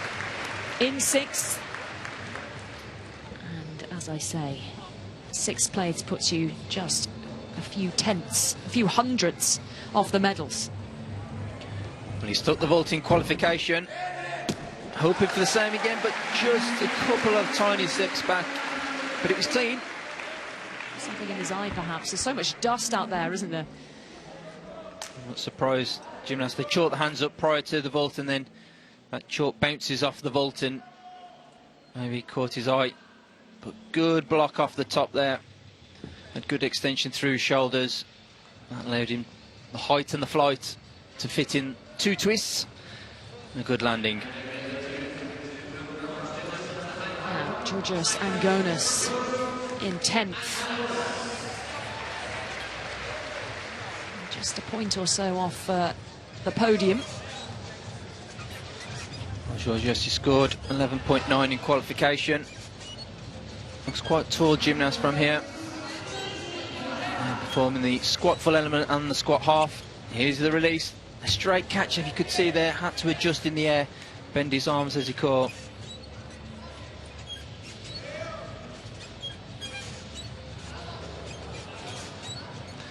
And now continuing with the routine. Winding up for the dismount. Double twisting, double straight. Absorbs the landing with all that height really well. Tiny step backwards. Had to make a few adjustments in the air and throughout the routine, but he'll be happy.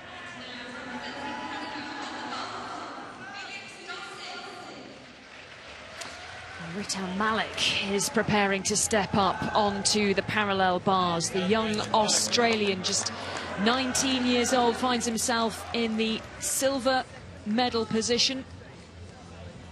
First male gymnast of Indian origin to represent Australia at a Commonwealth Games. This is his debut and he's in the medal positions. Parallel bars, not a great strength of his. He's got the high bar to come, which he does like. It's been nice and clean gymnastics so far. There's the studs to the one rail. Oh, you can see there, I think that may have been a mistake, but he's tried to cover it up well and keep going. I think ideally he wanted to fall back within the rails, but he fell outside, which meant he had to find his way back to handstand position. But he certainly hid the mistake well. You can see there, that probably suggests that, yeah, he was trying to cover up. Studies in the US. Splits his training time between the US when he's over there in term time at college and coming back to Australia. 13.5 for Marios Georgiou on the vault. That's less than his qualification score. Now, Luke Whitehouse, I think it's a very big ask for the Englishman to fight back towards the medals. And he has 3 apparatus left to try and pull off something extraordinary. Down in 11th place. Well, he'll be going for the Dragolescu vault, which is a handspring double front and the half turn. It's a 5-2 difficulty. Come on, Luke. Oh, no. That's sublime. He actually changed his vault. I wonder whether that was perhaps not feeling the full confidence from the other 3 apparatus. Switched it to his second vault, the Kazumatsu 2.5. But actually, makes sense. It was cleanly done. 5.2 difficulty. Is that more or less difficult than the other vault, the original vault that he was aiming for? So his original vault would have been the 5.2 difficulty. However, he's just reduced that slightly by 4/10. A safer option in this circumstance. So a 4.8 has just appeared on the vaulting sign there. You can see at the end of the runway to denote the difficulty value of Luke Whitehouse's vault. We'll see what score he gets in just a moment. Here's Jessie Moore, fractionally outside the medals, pushing up behind Ritam Malik and behind Wales's Elliot Vernon on the parallel bars. Strong start on the parallel bars by Jessie. It's just squeaked into the individual final as well in 8th place.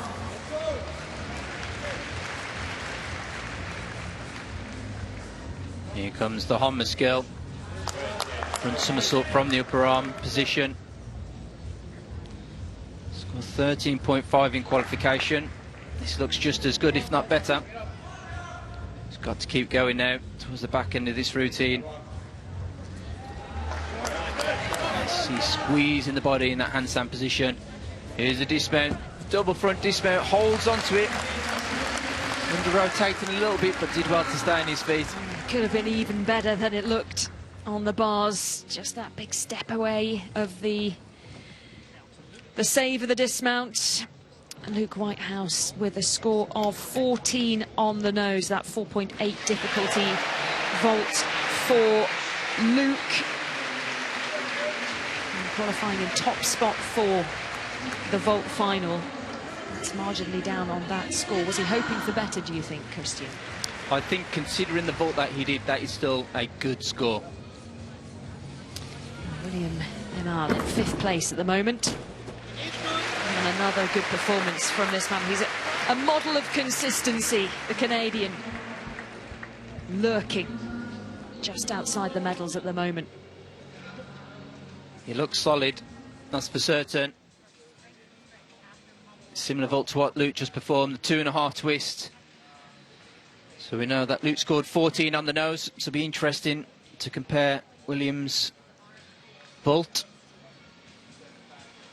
Just dancing out into the red. There'll be a 0.1 there. 13.4 for Jessie Moore on the parallel bars. That is a very useful score for Jessie Moore. It catapults him up to the top of the standings. Reuben Ward yet to go on the vault, of course. And Daniel Stoddart of New Zealand on the parallel bars. Scored 11.2 in qualification. He's got a good handstand line. Very nice Honma skill there. Bit of a battle to get into the handstand position. Got an excellent handstand line. Takes his time into the Healy turn. There's the dismount, the double front. Holds on to it.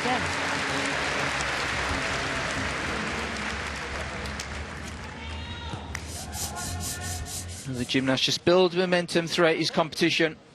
12.45 for Ritam Malik on the parallel bars. That could see him hold on to that silver medal spot when the dust has settled. William Emard, though, here he comes with a score of 13.75 for his vault. That's slightly down on Luke Whitehouse's score.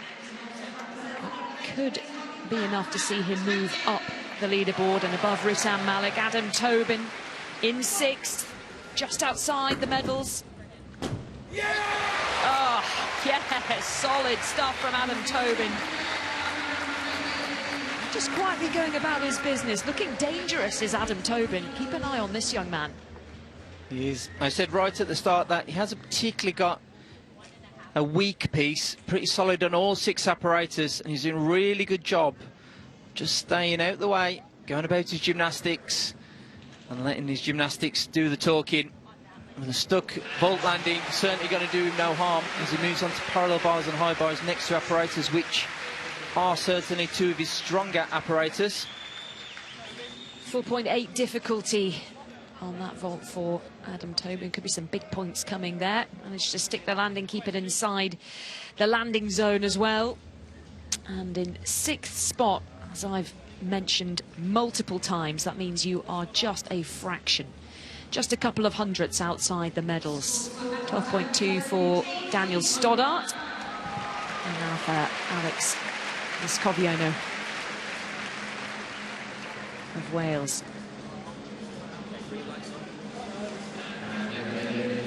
Flurry of chalk snow in the air as he prepares to get started in 9th. In that pack, just tucked outside the podium spots. Well, 20-year-old trains down at South Essex Gymnastics Club. Scored 13.15 in qualification. Strong athlete on this apparatus. Starts with the undersummy half turn, followed by the undersummy. That was nice. Back summy with a half turn from the upper arm position. Really hard to generate the height from the upper arms. Having to fight there, unfortunately, for his McCut skill. He was hoping to transition into a 1-bar element there and just overcooked it ever so slightly, meaning that his heels were over the bar and he had to His body then always falling outside the parallel bars. You can see there. Oh, you can see his face desperately trying to hang on. He's going to have to remount. And with the competition so tight, that could be chances for Alex. Disappeared in the chalk smoke. You could see he tried to repeat the skill. That's what he was trying to do, but again, took a fall there. Had to put his feet and legs on the bar, unfortunately, to stay in control, and that's going to be disappointing for Alex because he's a good worker on the parallel bars. And that's going to feel like a dropped score for Alex Niskovianu. 14.14 for Adam Tobin. Brilliant job. Better than qualification, and that's just what you want coming into an all-around final. But here is our leader, Ruben Ward, hanging on to the gold medal position after the last rotation by 1/10 of a point. Can he find the big vault here that did not work for him in qualification? This is a big moment for Scotland's Ruben Ward. Triple twist. Oh, yes, how about that? Easily round. Easily fitted in that triple twist there, and that is a big vault, because we've just seen William and Adam add pressure onto Ruben, no doubt, with 2 successful vaults. 5.2 on the difficulty rating for Ruben Ward, and that is going to pick up big points for the man in pole position. In qualification, scored 13, because didn't quite work out for him, but this is going to be much higher score. Only the slight step backwards. Spins so quickly to fit in the 3 twists. Straight down the middle as well. So no line deductions to incur, just a small step backwards. They are loving that in the stands. Roaring their man home. He's got 2 more rotations after this one. Alexander Niskovianu, 10.35.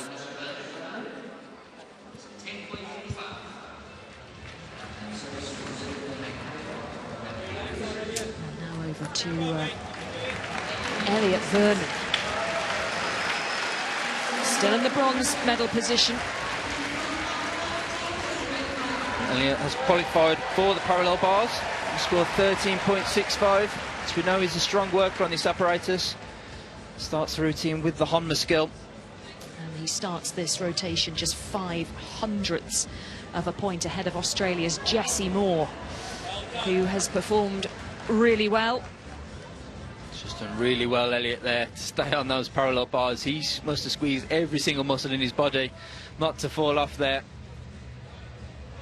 Again, having to battle, but that was nice. Recovered well under some skill with straight arms. Just has a moment here. Just settle down before the dismount. Here we go. Double front dismount. Unfortunately. And I think that's going to be a big opportunity for Jessie Moore there to push his way up above Elliot Vernon. Medal hopes fading for Wales. Their 2 athletes struggling on the parallel bars. Their first ever all-around medal looks very unlikely now.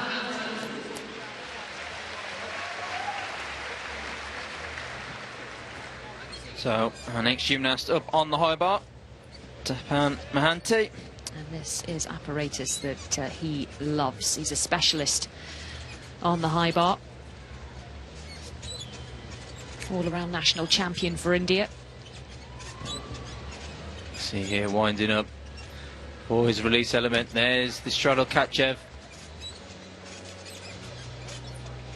That's his in-bar work there, the Stolda. Goes into the dismount, full twist and double straight, plenty of height. Just takes 1 step forward. There's another clean routine from Tapan. Scored 11.7 in qualification.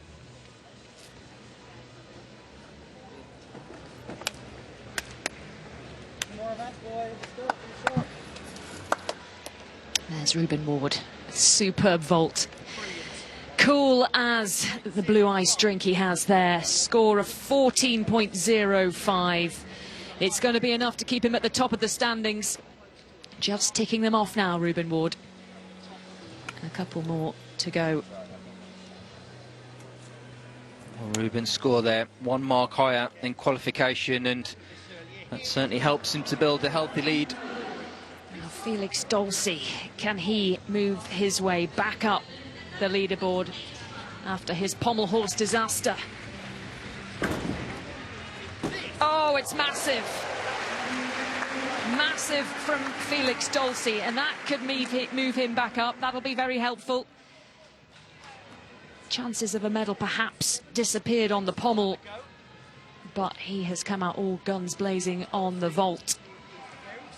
He opted for the more difficult vault that we talked about to bolster his chances of capturing those guys in the medals. 14.2, and he's back inside the top 10 with that one. 11.85 for Elliot Vernon. 2 disappointing scores on the parallel bars for the duo from Wales there, and now it's Scotland's turn on the parallel bars. Here's Cameron Lynn in 8th.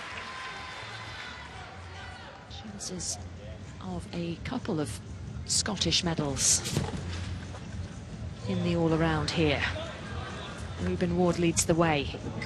Cameron Lynn looking to move up towards the podium here. You could see there, it started strongly, had to battle his way into the handstand position then. Time to settle down. Oh, unfortunately, that McCutts has caught a few of the gymnasts out today, that skill. You have to straddle the bars. There's the straddle front. Just as Cameron was starting to build momentum after very good rings and vault, fortunately, came a little bit unstuck on this apparatus. That was much better though, lots of height and flight on that tip-out skill. Into the double pipe dismount. You can hear the crowd willing him to stay upright, to stay on the bars. Cameron Lynn, and he fought and he fought and he fought. Well, I think that's medal chances gone for Scotland's number 2 in this all-around final. Ruben Ward still out in front for the boys in blue. Tapan Mahanti's high bar score, 11.6.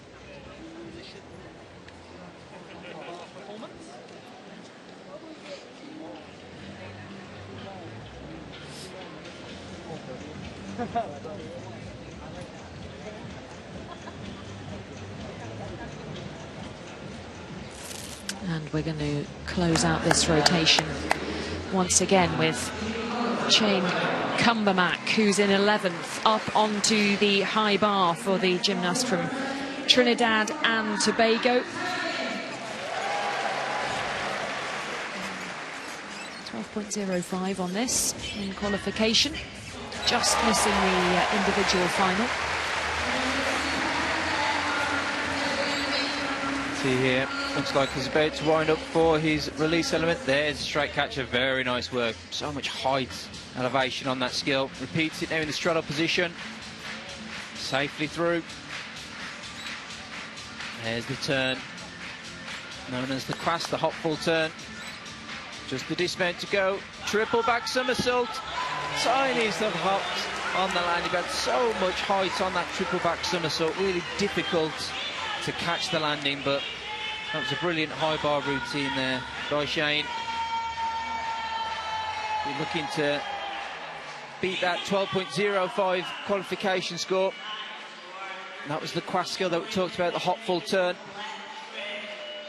Ideally, you want to try and catch that as close to the handstand position as you can. The further away from the handstand that you hit the skill, the more deductions that the judges will be taking. Here it is, the 3 somersaults. Has to open his legs a little bit just to help with that rotation. That will help speed him up while he's spinning through the air. But also something the judges will be looking out for as well. Ideally, judges are hoping that the gymnast performs it with the knees as close together as possible. So as the lights go down and we move into the penultimate rotation, 12.15 for Chain Cumberbatch.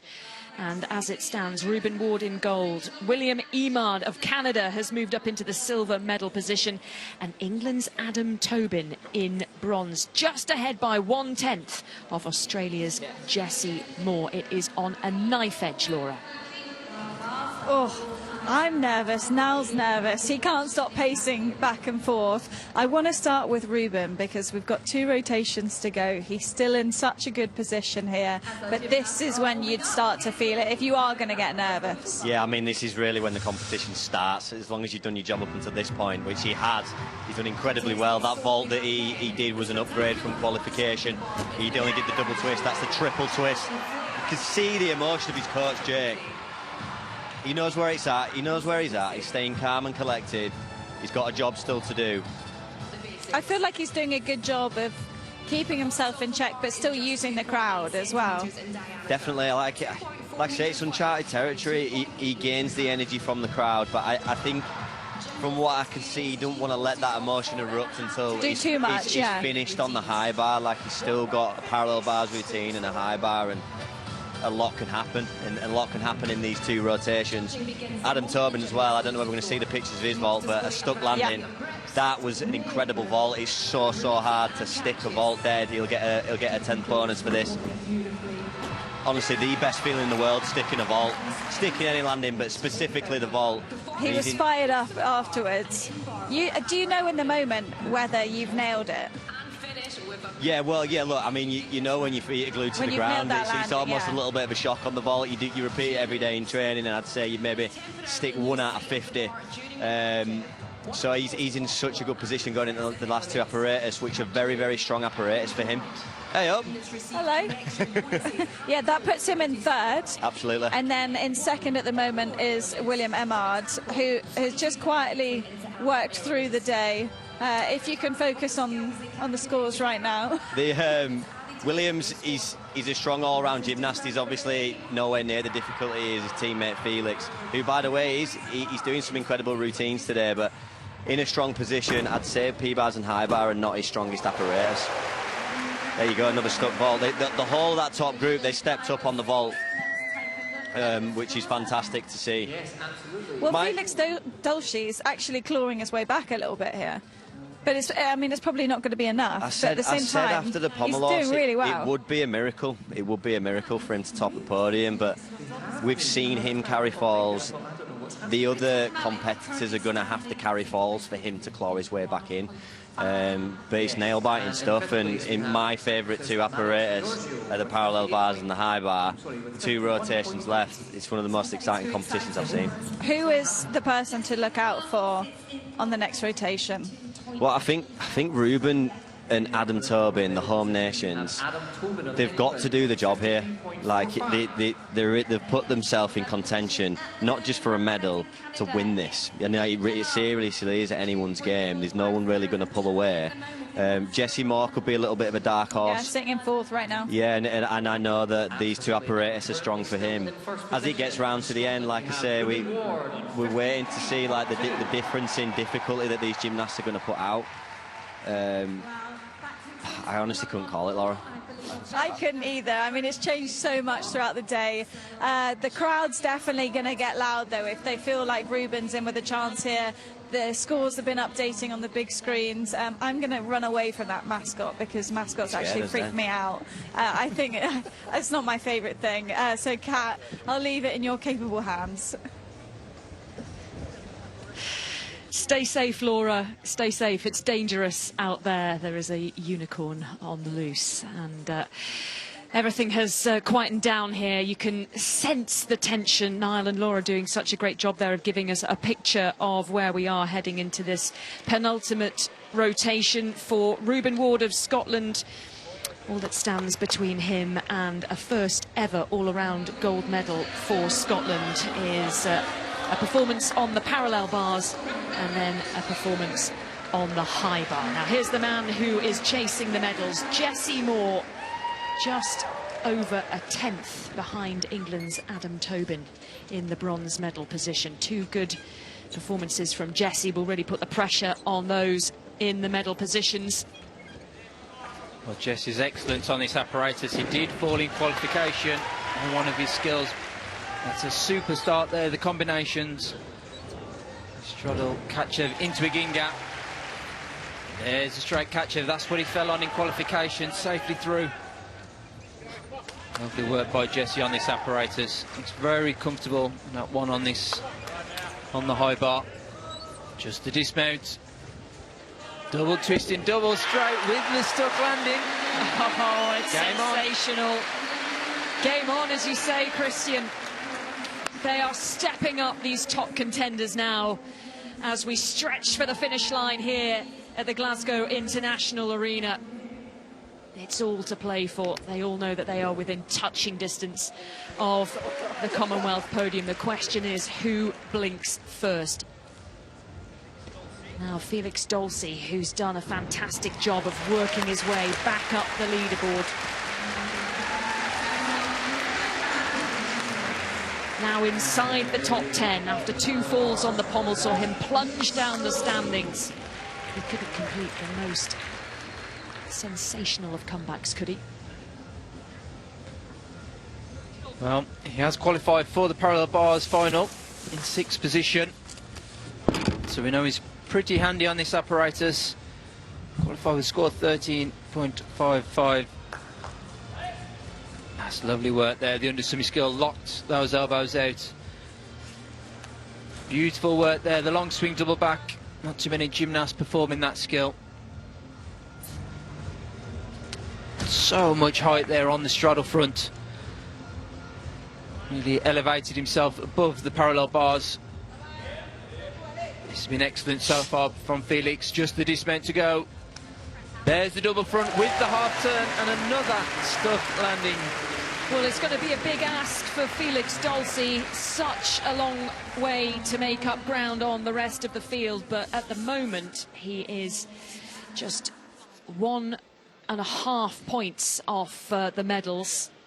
Couple of rotations left. It's still a lot to ask for the man who qualified in top spot for this all-around final, but it is still possible, and with a couple more performances like that, he's given himself a good chance. Well, his next That would be a apparatus, remarkable recovery. his next apparatus, the high bar, he qualified in first on, so we know he's capable of a big score. Jessie Moore just waiting to see what the judges made of his horizontal bar routine. As I say, he had a fall on it, didn't he, in qualifying, finished in 14th. And we're waiting, as we so often are, for the judges to make up their mind there.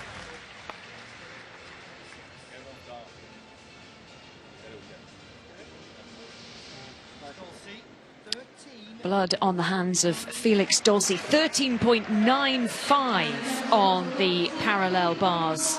And that is a big improvement on his qualification score. Stepping up Felix Dolce, he's on the chase, as is England's Luke Whitehouse. This hasn't been the day that he was hoping for, with big mistakes, unexpected mistakes on the floor, and then on the pommel horse as well, in 7th at the moment. Starts his parallel bar routine with the under-sumi work, and then the same again with the half turn. That was nice. Under-sumi with the back somersault to catch into the upper arms position. Scored a 12.9 in qualification. You'd say he needs more than that here, doesn't he, just to keep his chances alive? Absolutely, and that skill there, the straddle front, is where he caught his legs in qualification, so he's safely through there. Continuing now with a nice flow to his routine. Just the dismount to go. Here we are. Double front with the half turn. Yeah, nice work. Can we say that a medal is out of the question for Luke Whitehouse now, qualifying in 7th? I would say so. I mean, it's great to see him perform cleanly on the vault parallel bars, but probably a little bit too much too late. He needed that floor routine to be brilliant.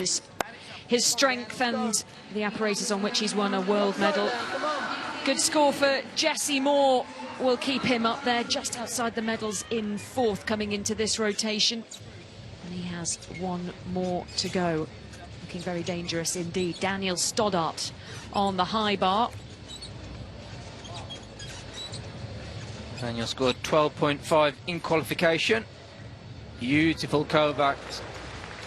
Lots of height on that skill. There's the Stoddart. Changes direction now to the undergrip. Squat dismount, or squat indication, sorry. Jams it out into the handstand position, showing that flexibility in the shoulders required for this apparatus. Keeps the swing going now for the dismount. Full twisting, double straight. Brilliant. Brilliantly done from Daniel Stoddart. I think that's going to be an improvement on his qualification score. He's just made the one individual final, the rings.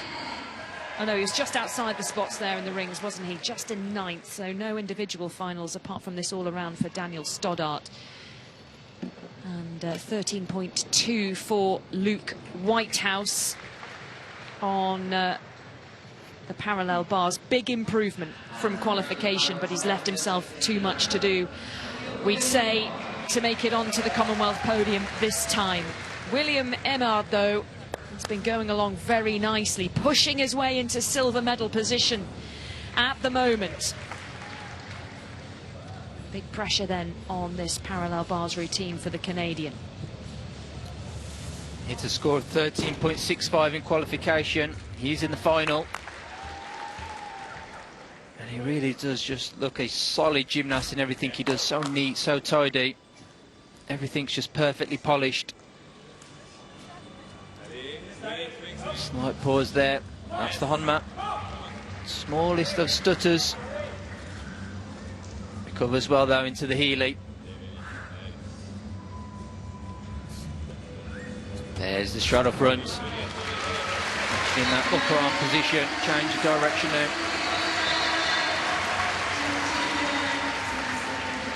Here comes the dismount. Double front. Oh, big fall for William Emard. And how costly will that be? That could open the door for the likes of Adam Tobin, who's in bronze medal position for England. Jessie Moore, who's just outside the medals in fourth for Australia. Oh, that is going to feel like a bitter blow for William Emard. 12.85 for Daniel Stoddart. Moves him up the leaderboard.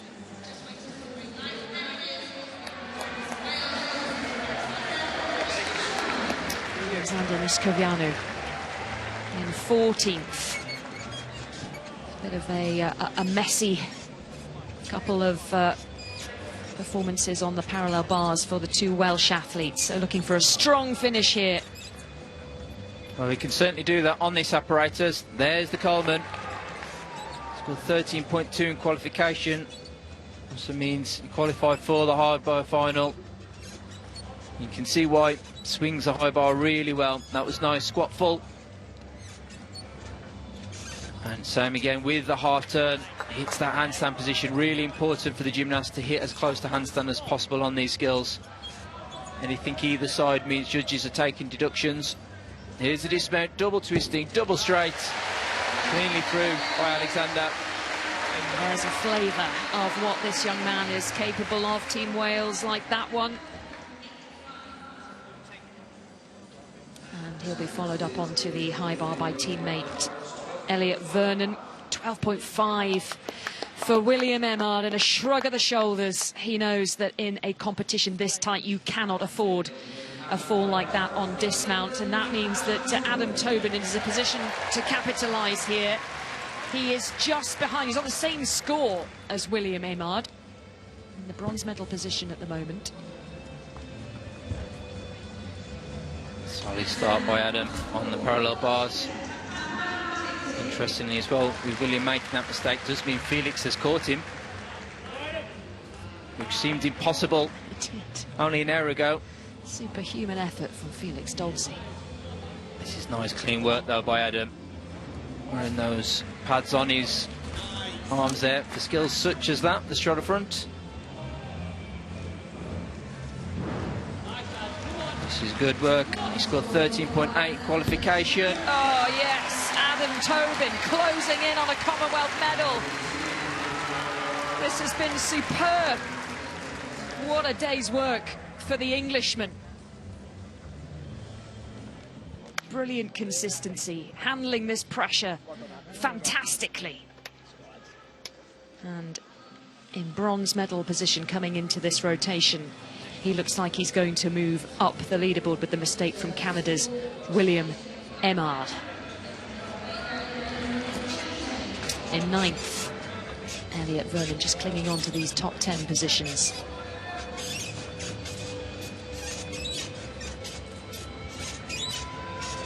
Elliot scored 12.7 qualification.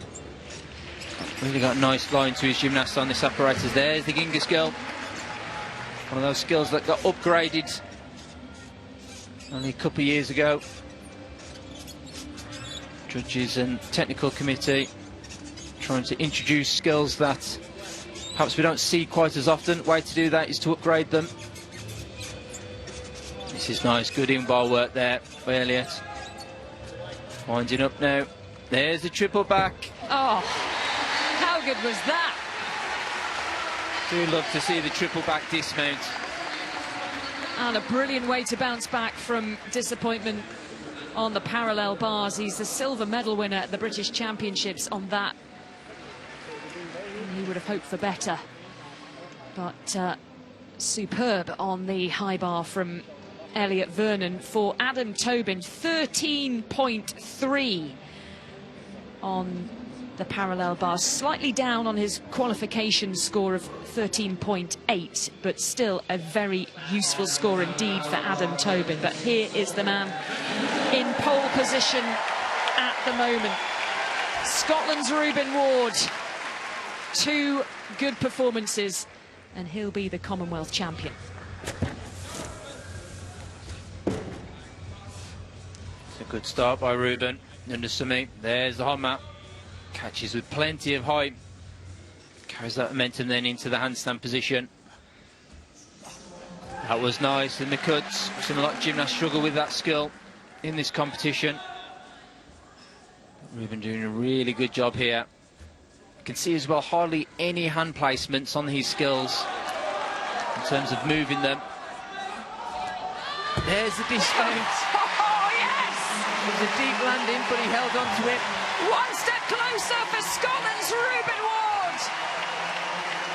One more apparatus to navigate. Can Ruben Ward bring home an historic gold medal for Scotland at their home games? Let's go. Well, the good news for him is pretty handy on the high bar, but he's going to be up against it. Jesse Moore also going to be finishing on floor. We know he made a big error in qualification, but he certainly has potential to be pushing Ruben all the way. Elliot Vernon pushing up the leaderboard with a good performance on the high bar. Here comes Cameron Lynn in 11th. We know Cameron's excellent on this apparatus. We'll see him in a couple of days' time in this final. Got some really good, intricate, high-level connection here coming up. There's the squats fall.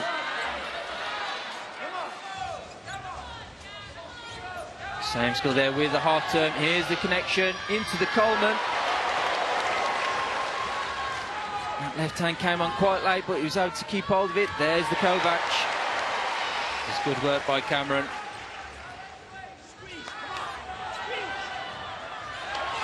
There's that hot full turn, the quast, just the dismount to go. Superb from Cameron Lynn under the spotlights of Scotland.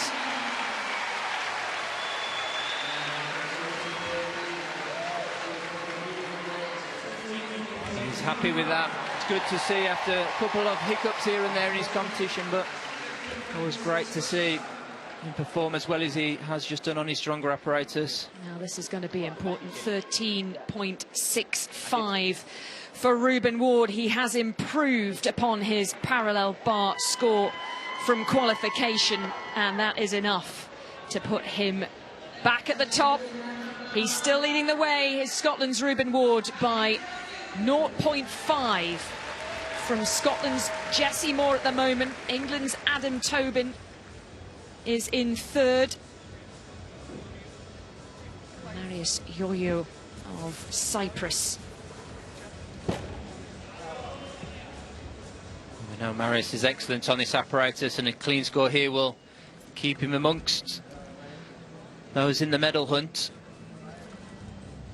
And there's the under skill. A couple of hand movements there just to readjust, make sure his grip's what it needs to be. You can see there, it was leaning ever so slightly onto that right rail, the parallel bar rail that is, and therefore just clipped his leg. Won't be a major deduction, but judges will have spotted it. Bit of a wobble from Marius Georgiou, who has won Commonwealth medals on this apparatus, and looks like he's feeling something in his abdomen there. He won bronze on both the parallel bars and the high bar in Birmingham, and I think he's going to need a little bit of medical attention here. He's tweaked something in his side. For Cameron Lynn, 12.9. He's loving the vibes.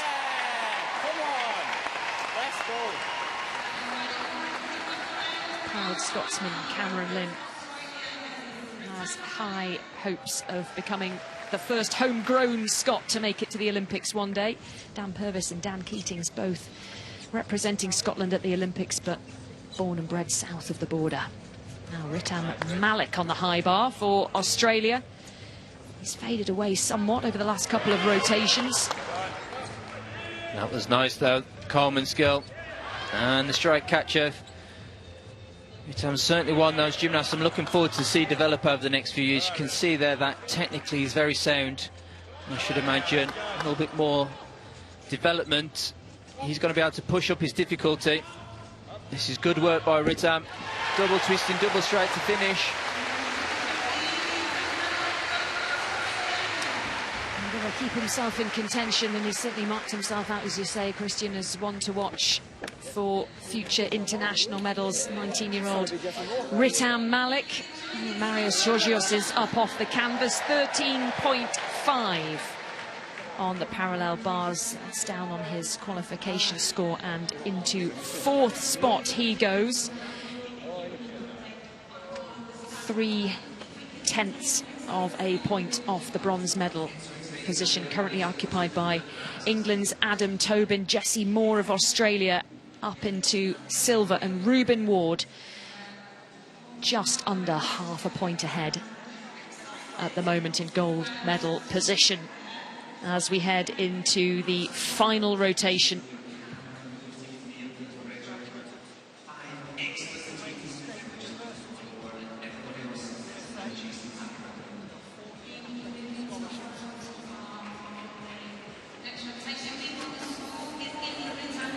Just waiting now before we can move everybody around for Ritam's high bar score. It's in. Score of 13 from him. Slightly lower in comparison to qualification, but still smiling. There we go, there is our leader. And the bonus has been changed for Ruben Ward. 66.95 the total now. And that means that he is just over half a point ahead as of a adjustment on appeal from Team Scotland, that he should have been awarded slightly more for this parallel bars routine. A little bit more breathing space for him, Christian, as we head to the final rotation. Well, I was just watching him then as he was preparing for the high bar, and I've always thought this about Ruben, as I've watched him develop over the last couple of years. He's an excellent competitor, and I think he's certainly found a way of just controlling those nerves, staying on top of his gymnastics, not get too carried away, and he certainly looked very much in control there whilst he was restrapping, ready to go for his last apparatus. You could see there was plenty of focus, which for a competition over a few hours, including the warm-up as well, it's quite difficult to do. It's not just about the physical battle on the body, but also psychologically as well. That's what's enabled him here into that top spot with a score 66.95 to stand. How will he be feeling? Nervous. Simple answer. But confident. I genuinely think he'll be feeling very confident because he's gone 5 for 5 so far. His gymnastics has been excellent. He is consistent on this apparatus, the high bar. It's a difficult routine that he performs, but there's no reason why he can't pull it out the bag. And I've no doubt he's also probably feeling that energy as well from the Scottish crowd. So all those indicators tell me he should be in an excellent position. It is about controlling those nerves. Arguably may not have been quite this sort of position previously at such an event of this magnitude. But as he's been doing with all his other apparatus, looks like he'll be taking it within his stride. Quite a relaxed individual. And if he were to bring home the gold, well, it would be quite the fairy tale, wouldn't it? Watched Glasgow 2014 from the stands as a boy, and now leading the standings in the all-around. It's the stuff of fairy tales, books, movies. Absolutely, and I think to previous Commonwealth Games that preceded Ruben, mentioned Daniel Keatings, mentioned Daniel Purvis, Frank Baines, all excellent all-around gymnasts. And Ruben's got a chance to be part of those names, stamping his mark in the history books here for this all-around competition. But this man right here, Jesse, from Australia, is hot on his heels, and we know he had a big fall in qualification. He has a difficult floor routine, so it'll be interesting to see what Jesse can perform on the floor. Looking at the order, he's going to be last man up on the floor. Oh, that cranks up the drama, doesn't it? The tension, the jeopardy. Looks like Ruben is going to be fourth man up on the high bar. So he's got a bit of a nervous wait, Ruben Ward. I'm sure as a gymnast, would you rather go out first, post the mark and then wait and see, or wait like Jesse Moore will till last when you know exactly what it is you've got to do? Somewhere in the middle of the two is the perfect positioning. Obviously you never get to pick that within the competition. It's all done from where you qualified and then you get seeded into certain positions. But I think that first up has its benefits. You get to set the tone, set the mark, but you also don't get to utilise the full warm-up period as much because you know you're going to be resting, making sure that you're fully re-energised before the apparatus. But going last, you also have to soak up the whole atmosphere. You have to see what everybody's doing, and even if you're not watching, the crowd will let you know what the gymnasts have done. Georgios Mariou currently in fourth spot, just over 3/10 behind England's Adam Tobin. And as always, coming down to the final rotation, the final piece of apparatus for each one of these athletes. Adam certainly deserves a mention as well. As we said, quietly, confidently, calmly going about his business. Felix will be chasing him though. Felix scored one mark higher than Adam in qualification, so we know what Felix is capable of. Adam just needs to focus on his job. Don't worry about anybody else. Continue on the rhythm that he has been doing for the last hour or so. And who knows, with the high bar, 3 metres off the ground, anything can happen. You can see here as well, final adjustments on the warm-up. Coaches there adjusting those cables. What that does is just change the tension of the bar. And that's always a gymnast's personal preference, depending on how stiff or soft they like the bar. Typically heavy gymnasts might have those cables a bit tighter. Gymnasts that a little bit lighter, perhaps cables a bit softer. But that also alters the bounce of the bar. And the bar will move the gymnast as well. It's a really intricate piece of apparatus. Really important to feel the rhythm on a high bar. So starting off on the floor, it's New Zealand's Daniel Stoddart, and keeping our eye on this piece of apparatus, waiting for Australia's Jessie Moore, who will compete last in this final rotation, currently in the silver medal position, just over half a point behind Scotland's Ruben Ward. This is nice clean work by Daniel so far on floor. It was a good way to finish your competition on the floor exercise. I think if I was some of those gymnasts in the top seeded positions now, floor would be my preference.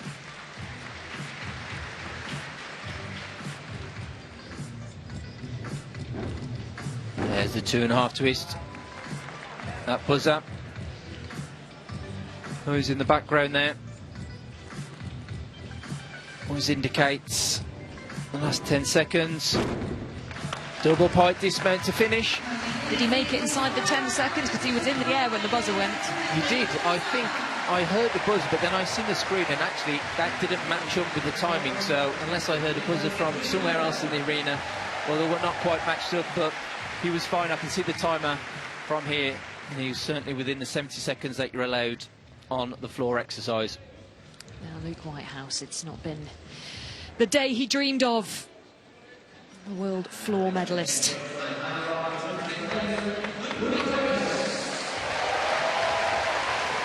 Well, Luke will get to finish his competition on the triple back somersault. That's his dismount, which there was an error in qualification on. Starts his routine now with the squat half. Here comes the release, straight catcher, beautiful in the air. Catches with the straight arms. Changing pace now. There's the Kovac skill, the somersault over the high bar. And into the in-bar work, the stole that. Going so well. Just the dismount to go. Double twist, double straight. Nice way to finish for England's Luke Whitehouse, and we will see him in action again, qualifying in top spot for both the individual floor and vault finals. He'll also compete in the rings final over the next couple of days, so there is opportunity for more medals for Luke Whitehouse after England picking up the silver in the men's team event. So disappointed, I'm sure, with his all-around performance, but an opportunity for more success. Alexis Skovianu finishing off for Wales on the floor. Starts that routine with the 2.5 twist forwards. Again, continuing with the forward tumbles, the double front. Full focus there in his eyes. Double twisting, double back, beautiful landing. Shows his artistry as well to move from one corner to the next. A bit of pommel horse work there as well, the triple Russian. Triple Russian meaning competing 3 times round. Oh, hang on, put the brakes on.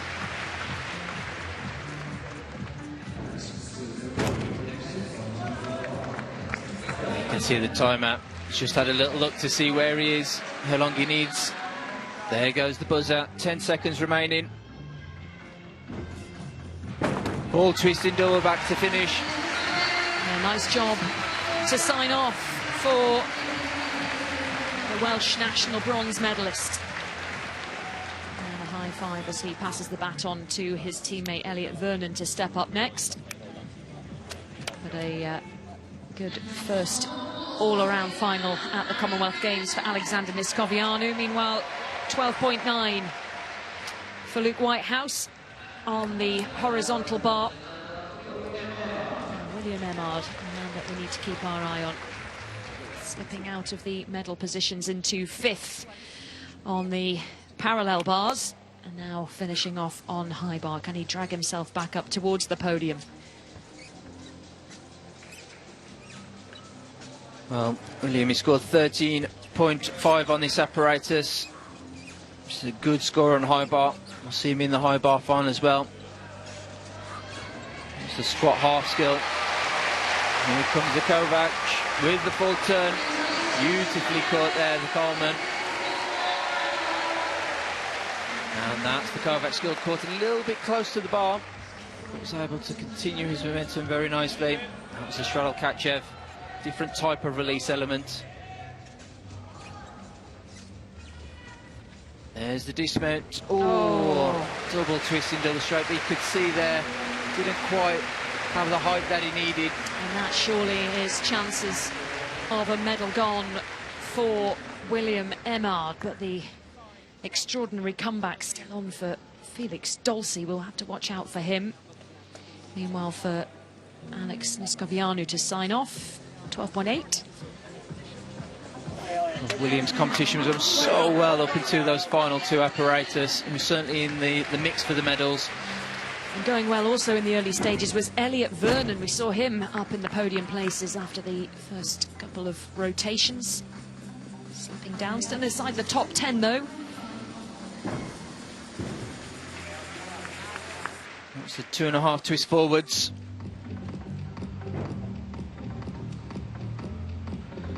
Showing there his flexibility. As well on the floor, showing the power, the speed, coordination.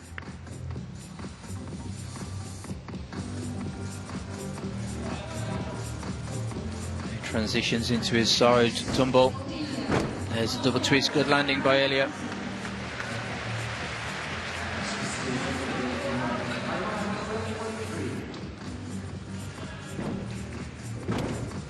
That's nice, well, man from Leeds going well on floor, the triple twist. Looking now to conclude his routine with a double somersault. There's the double pie, the small hop backwards, and concludes his competition out here in the all-around final. Good job from Welshman Elliot Vernon, the all-around Welsh champion. Just couldn't keep up with the pace over the closing stages of this all-around contest. 12.3 for William Emard. He knows that his race is run, not going to be, but Adam Tobin. This for a Commonwealth medal, currently in the bronze medal position. Less than a point behind silver and 1.5 points off gold.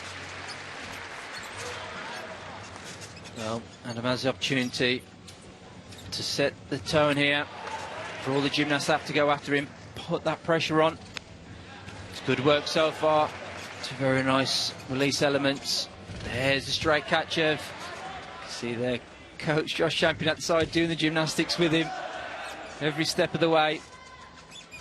That's 4 good release elements. Beautiful Rebalco. Now towards the end of the routine. This is nice. Come on, Adam. Just the big finish. Oh, yes, surely. That's going to be enough for Adam Tobin. That's going to be a Commonwealth medal for the Englishman. And what a comeback to top-level gymnastics for 25-year-old Adam Tobin. 3 years of pain and rehab and self-doubt. And to come out here and to deliver 6 performances like that and to find his way onto his first Commonwealth podium, that is going to be a superb story for England's Adam Tobin. The all-around final was his target. He's going to walk away with a medal. Cameron Lynn for Scotland to finish off and to bring down the house. He's been pumping up the crowd all afternoon long, this young man. He starts his floor performance with a double pike somersault. Plenty of height. There's the double twist double back. You can see there, wasn't quite able to absorb that landing and bouncing out a bit slightly. Also meant a foot out of bounds as well. A real mix of a competition today, Cameron. But we will have an opportunity to see him in a few of the finals over the next few days.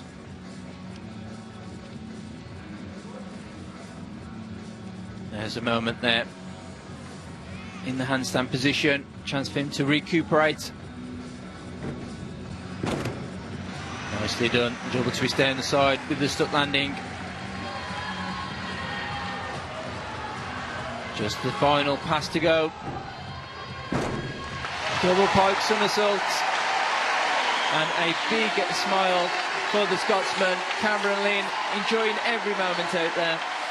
And he has set the stage for what is to come next. Cameron Lynn signing off on the floor. Meanwhile, over on the horizontal bar, Ruben Ward is waiting to go.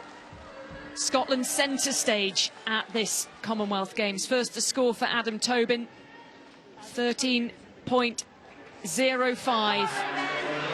Up into top spot for Adam Tobin. But here comes the biggest minute of Ruben Ward's life. This for Commonwealth Games glory for Scotland for the first time in their history. Well, if my maths are correct, doesn't need much more, around about the 12 score, to put him into the top spot. But here comes the big release. There's the Lukin, the catcher with the full turn. One release element down. Here comes the connection.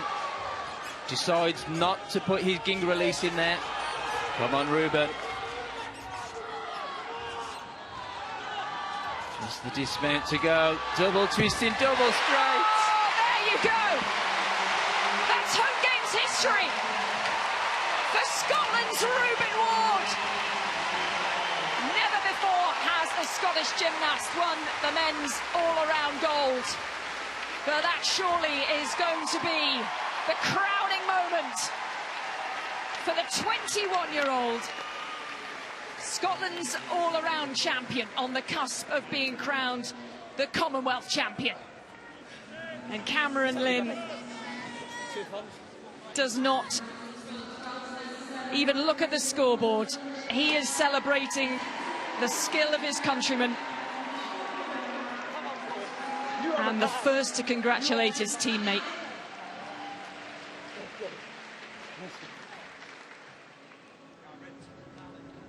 Well, To concentration, and Rita Malik on the floor for Australia. it was difficult as a gymnast when you hear the excitement in the arena, but you've still got to focus on your job at hand. This is where gymnasts build that experience, being exposed to environments and in moments like this.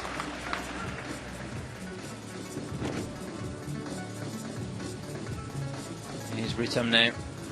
There's the triple Russian. So much speed as he completes that skill.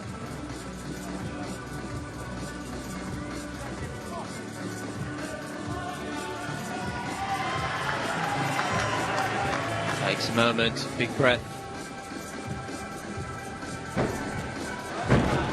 Double pike somersault, the other popular dismount by most of these gymnasts, and that concludes Ritam's floor routine, and he's certainly one to look out for in the future. Yeah, he certainly is just 19 years old.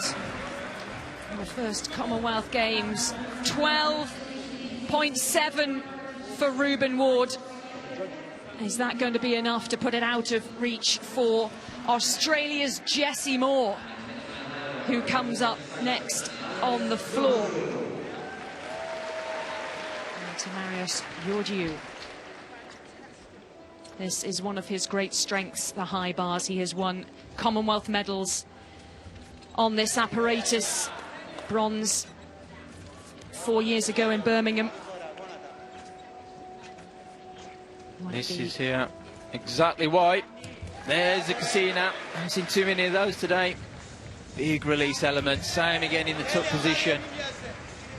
So difficult. Really does look natural on this apparatus. There's one arm turn. Also known as Zuli Min. The skill. Winding up now. Just the dismount to go. Full twisted double back. Final play for a medal for the bronze medalist at the last two Commonwealth Games in this all-around final.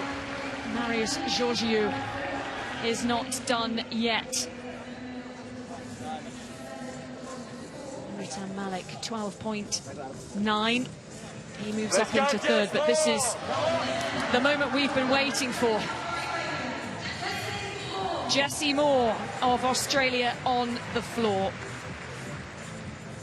just over half a point behind Ruben Ward coming into this rotation. This needs to be perfect in the first tumble, finds his feet in the red zone. That's certainly going to be costly. And you can see there he's actually altered his routine. That second tumble in qualifications where he came unstuck. I think he needs a roundabout score of 13.2 to take the top spot, a little bit higher to overcome Ruben. But that out at landing gate bounce will be very, very costly.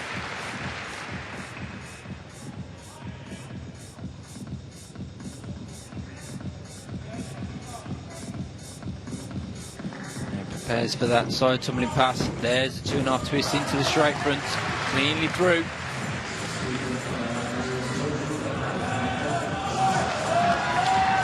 Big puff of the shoulders. Oh, full twisted double back, and his chest was very, very low to the floor, getting to his feet. Well, Jesse Moore knows that was his chance, that was his moment. And he was not able to deny this man. Ruben Ward just waiting now for the scores and for the confirmation. But surely Scotland has its Commonwealth champion. Adam Tobin also waiting. Well, if there's any man that can break into the medals on this apparatus, it's Felix. Top scorer was 14.25. Ruben, I believe, is too far ahead now for Felix to catch, but it would be some story if Felix can still break into the medals, but certainly going to have to pull it out the bag here. From 15th to 8th to 5th for Felix Dulcie. Unbelievable tenacity. Going to have to use every bit of experience now. That's the squat full, very nice. Same again with the half turn. Here's the connection into the Coleman. There's himself some combination bonus there as well. Cleanly through on the straight Kachev. One more release to go. Big Casina. Oh, still not quite done here with the releases. That's the shot on Kachev. This has been excellent so far by Felix. And big dismount with an excellent landing. Big play from Felix Dulcie. Can he pull off the most miraculous of comebacks and claw his way back onto a Commonwealth podium? Palms are sweating here. Marius Georgiou, what's he managed to pull off on the high bar? 13.65. That's stunning from the Cypriot. That puts him into the silver medal position. Adam Tobin is in bronze. Jesse Moore. How costly will those mistakes be on the floor for him? He goes into second. That pushes Adam Tobin out of the medal positions. 12.6 for Jesse Moore, and he can't quite believe it. And now the only score that we're waiting for is that of Felix Dulcie. Ruben Ward is holding off the celebrations for now.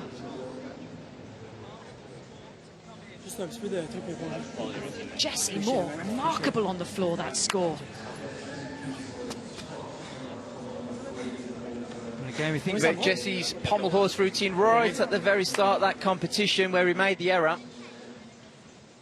Stayed in amongst it all the way through this competition with stuck landings. Talking about errors put behind you. 2 falls off the pommel horse for Felix Dulcie. And now we wait. Well, Ruben might not be aware, but I think the gold medal is his.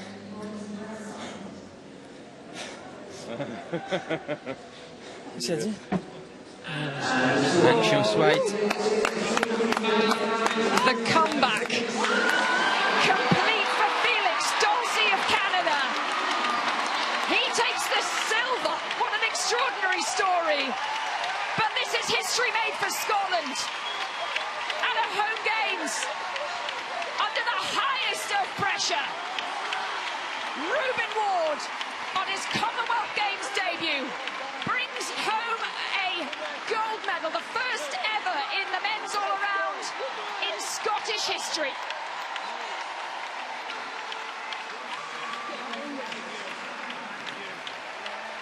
How he held his nerve.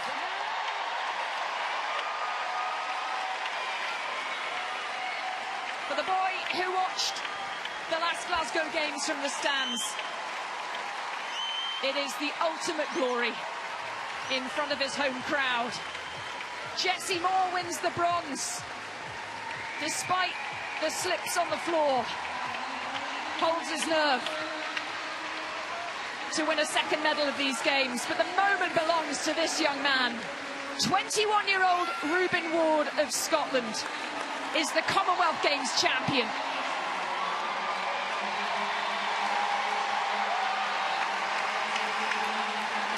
Drink it in, drink it in. These are the moments that he will remember for the rest of his life. Felix Dolce, how about that for a comeback? He looked down and out, but back to take the silver to add to Team Gold. And for Scotland, a moment of Commonwealth Games drama that they will never forget.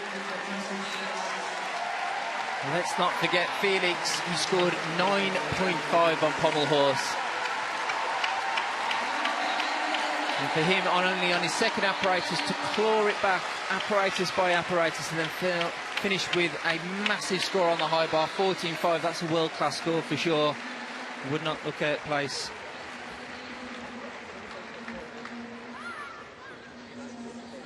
Well, that was a remarkable 3 hours of action.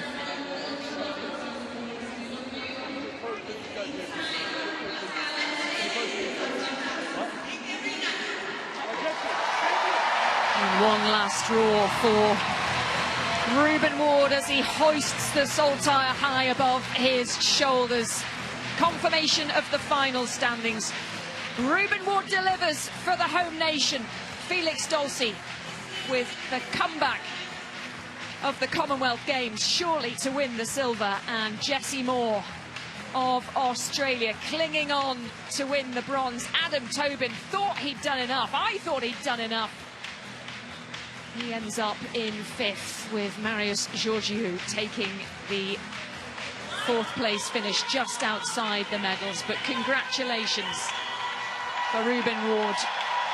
No Scotland, no party. Well, the party has started now at the Gymnastics in Glasgow.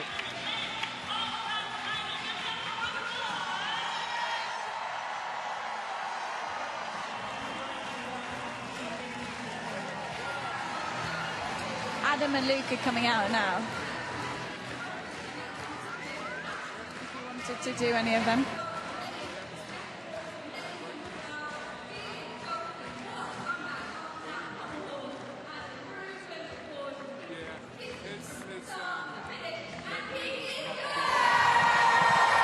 Wow, what a couple of hours we've had in the Glasgow International Arena. You can't quite believe the scenes. As expected, they're playing 500 miles, and not a single Scottish fan has left the audience, because they will be staying right where they are for the ceremony. Niall, how are you feeling? We've seen a wide range of emotions from you so far today. That was unbelievable. What a... I'm honestly a little bit speechless. I've got many emotions. I've known Reuben since he was a young man. He grew up in the north of England and trained alongside us. And oh, Cammy, how you doing? Hello. Thank you. How are you feeling? I was just asking now how his nerves were. I think yours were probably even worse, because just when you finished your floor routine, I saw the come on straight away to Reuben. What a moment for him. Yeah, I mean, we've both been dreaming about doing this all-around final for so many weeks now, and to see Reuben go up there and absolutely smash that competition out of the park and win it, I mean, that's the first gold medal Scotland's ever had in the all-around. I mean, what a moment, what a moment. It's in Glasgow as well, so it's even sweeter. It's amazing. You're trying to focus on yourself as well, but at what point were you thinking, oh, he's got a really good chance here? After P-bar, after his P-bar and my high bar, I looked over and I looked up at the scores because I knew I wasn't really in the running, so I gave it a little look, and I was like, all right, he's going to do this. And I know his high bar, I've seen him in training, I know exactly what he's going to do, exactly what the warm-up's looking like, and it looked perfect. So yeah, I mean, what a routine. It was so nerve-wracking for all of us. Now I think we felt it. Ruben aside, Cammy, you've been incredible. I want to say that, the competition. You boys look like your best friends out there. That you were a pleasure to watch in the team competition, and I can just see by the celebrations there how much it means to all of you. Yeah. But how were you happy with your performance today? Not really. A few mistakes for me today. A bit uncharacteristic on P-bar, to be honest. It's the first time I've done that in a very long time. But hey, listen, it's pressure. It's a home games. I was certainly feeling it today on Palma. Went up, tried that son, and the nerves got to me, I won't lie. But listen, that's another routine that I've done out there. I've got Palma final tomorrow, so I'm just going to swing big and go for gold. Keep building, mate. You should be extremely Good luck proud. tomorrow. We'll see you in 24 hours. Cheers. Thank you. Cheers. See you later. Oh, gosh, it's just so nerve-wracking for all of them, though, because you forget what a big deal it is for some of these athletes who are competing in front of their friends and family. We can also bring in Adam. Adam, congratulations on what was a great performance from you, but just so close in the end to not get on the podium. Yeah, a bit too close to my liking, but you know what? I went 6 for 6. To be honest, I felt like I was climbing from the start, so to come away with 5th position at the end, you know, I am happy. You know, it's tough being the last piece. Yeah, you know what it's like with that high pressure, and you're trying to hit that routine, you're trying not to get in the way of the faults and whatnot, but look, I am happy. Of course I wanted the medal, but yeah, I can walk away with my chest out and my head up, so yeah. You absolutely can, brother. We're so proud of you, honestly, the way you held it together. We've got some pictures of your vault today. I was explaining on camera how rare that is. Talk about how that felt to stick your vault. Yeah, special. I mean, I'll be honest with you, that vault this year has not been going well at all. And until I got out there the other day on podium, in podium training, and just did it, I was like, the confidence just came back. And I knew as soon as I went up there today, I was going to do it, I was going to stick it, and I was like, yeah, let's have it. So, yeah, I'm happy with that. There's also been such a journey for you with the shoulder injury as well over the last few years. To perform on a stage like this and to go 6 for 6, like you said, that must mean the most, that you are back in competition, that you are back at the top of your game. Yeah, I mean, this sport ain't for the faint-hearted. You know, we're going to have injuries and setbacks, but for me, the past 3 years have been so tough trying to get back to that level in the rings. And you know, this year's been that build up to that routine, and yeah, I'm in a position now where I can fight for a medal tomorrow as well. So. And already one in the bag in the team competition. Yeah. It's not been a bad week whatsoever, and you've still got more to come. Good luck. Thank you very much. Cheers, guys. Mate, I'm so proud of you, man. I think Niall's going to hug everyone here today, as you might expect. Oh. My brothers. Yeah, because you know how hard it is out there, how tough it is as a sport in general, but how much work goes into just even getting to this level. 100%, and you know, like, you can feel the emotion coming out of me. I'm shaking with adrenaline. It was worse watching than doing, because I'm in control, but I know exactly what that feels like in that moment, and it's like specifically high bar last piece. It's the high fly, it's the most exciting, the release and catch moves, exactly. And, you know, all of those gymnasts held it together very well, especially Ruben Ward. I just, going back to him, I know we began to talk about him. He's a special young gymnast coming through. He's obviously, you know, his pommel horse is his speciality, and we know he's made the final and qualified in first. This result today was unexpected. We obviously had Felix Dolce making the huge errors, and he was expected to win. I can't believe that he even came back the way that he did, though. That's absolutely another story. But he just held it together so well, and it's his first games, his first time in this environment. I'm so impressed, and I know that Ruben's got a very, very bright future in this sport. We had Niall going through a range of different emotions today, and we had a camera on him because you can miss the sort of nervous energy that was coming from you. This was already at the start of the day. That was for Luke's fall early on. I mean, you went through it. Look, I live and breathe it with him. I know exactly what it's like to do that. I grew up training with all these boys, and you know, I'm past my time, but these were youngsters coming through, and it's mixed emotions. It's just, but the main one is just extreme pride.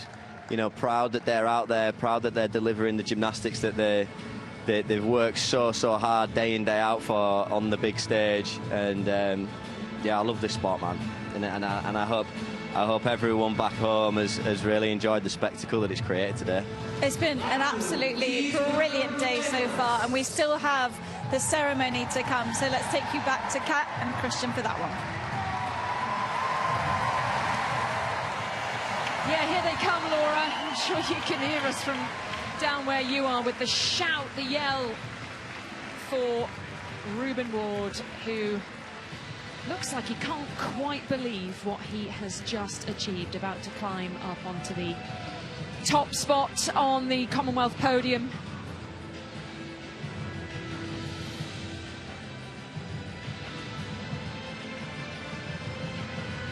And we still, of course, have the women's all-around final to come later on this evening from 6. We'll find out if we can have more home nation success after the heroics from young Ruben Ward.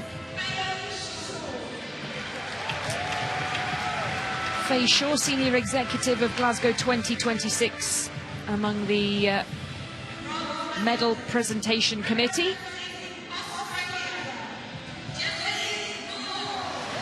Jessie Moore with a very consistent performance across all 6 apparatus for the Australian. His second Commonwealth Games and his 3rd medal, but first individually. This must feel very sweet for the Australian. Thought he'd perhaps blown it on the floor with a couple of errors, but good work on the other apparatus to keep his medal chances alive. And the comeback king, Felix Dolce of Canada. He scored only 9.5 on the pommel horse, fell off it twice, but never gave up, fighting back for his 2nd medal of these games, a gold in the team event. He's accompanied now by silver in the individual all-around, but get ready for this.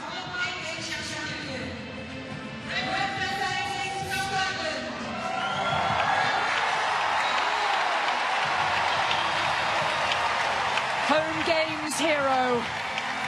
It's 21-year-old Ruben Ward.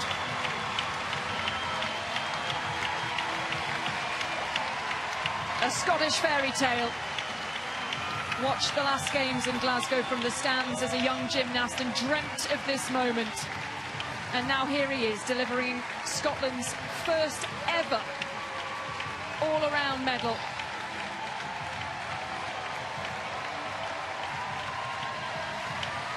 Just imagine how that feels.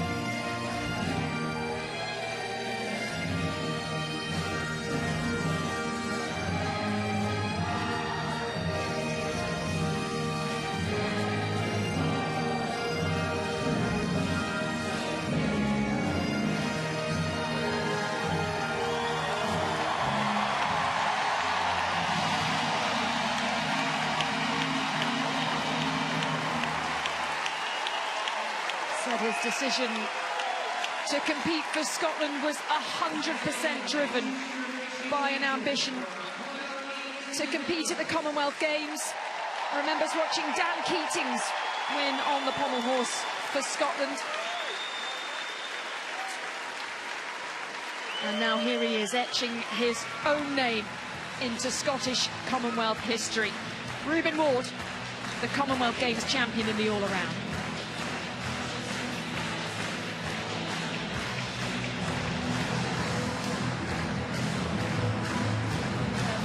Including Reuben's teammates, just off to the side of where Niall and I are, draped in Scottish flags. They gave it their all with the anthem. I'm not sure anyone's going to have a voice left tomorrow. I don't think I will, screaming for them all. That was beautiful, watching the teammates sing the national anthem. Him stood on the top of the podium, hand on his chest. You can tell it's an incredible, well, it's the proudest moment of his life. This is what he's trained his whole life for, and it's well deserved. And just after he was, just after he knew the scores of everyone else, his coach also ran over to you as well. Did you manage to get a word with him? What's he feeling? Because it's really a team effort. I don't think I can repeat the words that we were saying. But yeah, look, I've known him and his coach for a lot of years, decades now, and they're both incredible human beings, as well as coach and athlete. And yeah, it's difficult to put into words like what the feeling is in that moment. Like, and you've been there and know that it's just your brain reminds you of all the years in the gym, of all the tears, of all the blood, the sweat, of all the highs, of all the lows, of all your family, all of the people that's helped you get here today. And yeah, that was just the exact outburst that we like to see in sport. I'm proud. I'm so proud of Jake and Reuben. They deserve every single thing that's coming their way today and this week. Watching him run over to his friends and family, who I'm sure lived every moment of the last 3 hours with him. It is worse from the side, though, sometimes, isn't it? And you're so desperate for them to do well and so desperate to see their best version of themselves. And we saw that from Reuben.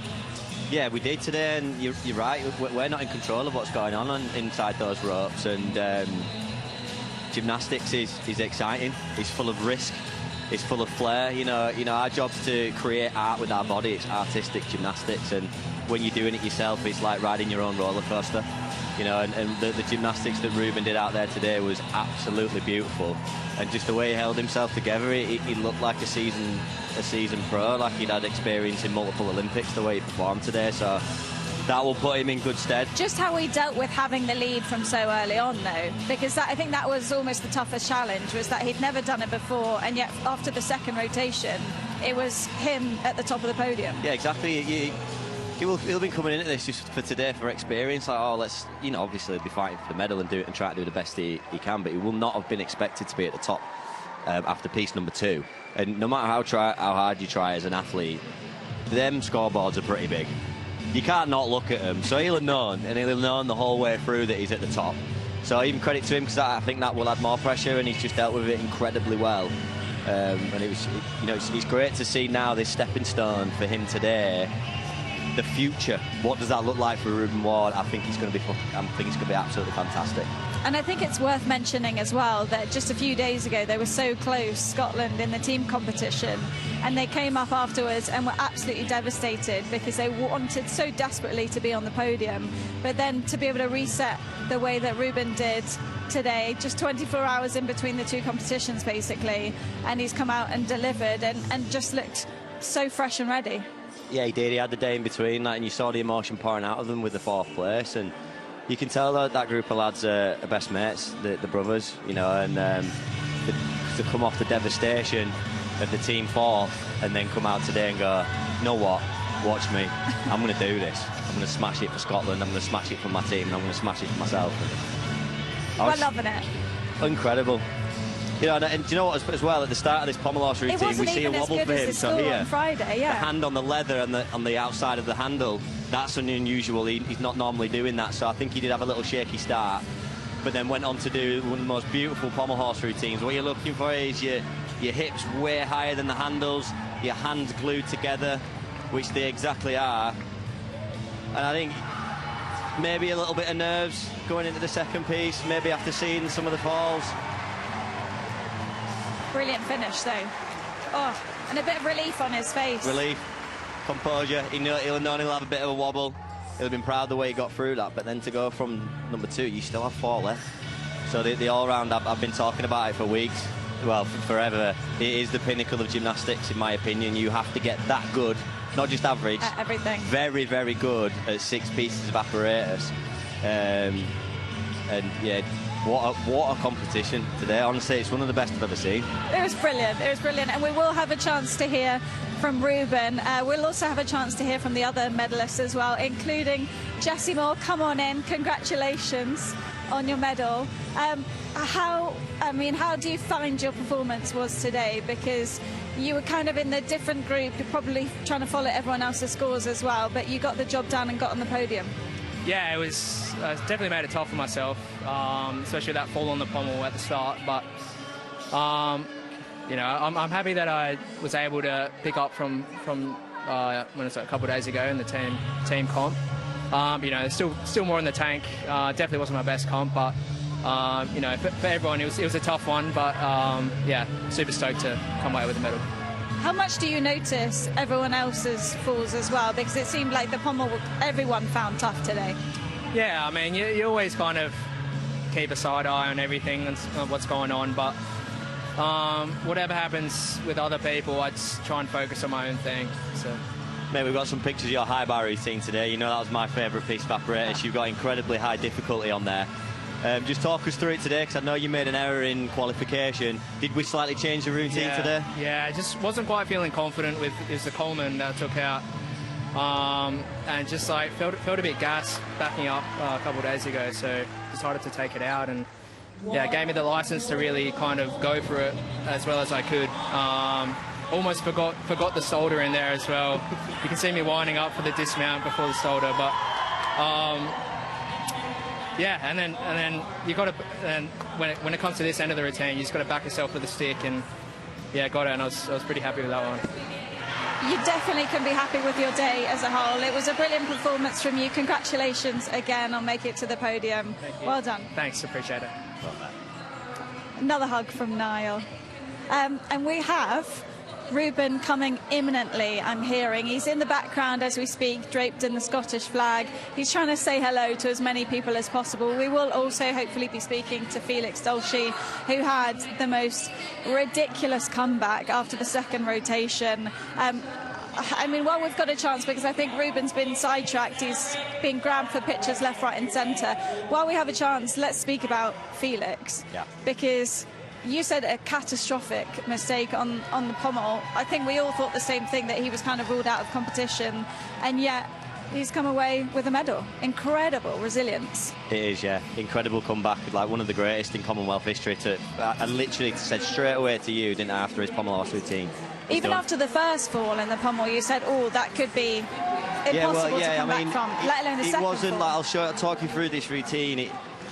You could tell he didn't feel quite right when he made the first error, but then what's difficult as a gymnast is now you're off the horse, you're thrown off. You know, that wasn't part of the plan. You've got to compose your thoughts, but this was very early on in the routine, and get back on and still deliver and finish the routine off. And that didn't quite get the composure, and he tried to do the skill again and come off for a second time.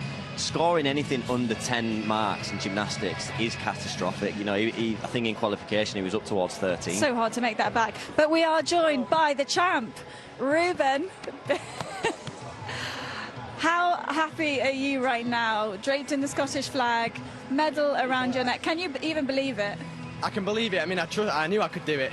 I mean, but to actually do it is a whole different story. I mean, being in there, going around the competition, seeing myself in first throughout, I mean, coming up to high bar and trying to hold my nerve was a really tough task. And then to wait for the final score, but I mean, when it came through, oh my God, it might have been the best. Can you even describe that feeling, brother? I mean, you've experienced it, like, I mean, obviously at the Olympics, but I can't. It's just jubilation. It's like pride. This was the winning moment. Joy. I don't know, man. It's just incredible, and I'm so grateful and lucky to be in this position. Big thanks to everyone, my team, my family, my coaches, my teammates. I wouldn't have done this without them, so this is the joint win. Niall spoke to your coach around the second rotation, and he mentioned there were some nerves, but then you still had a long way to go to get to the finish line. How did you deal with that feeling?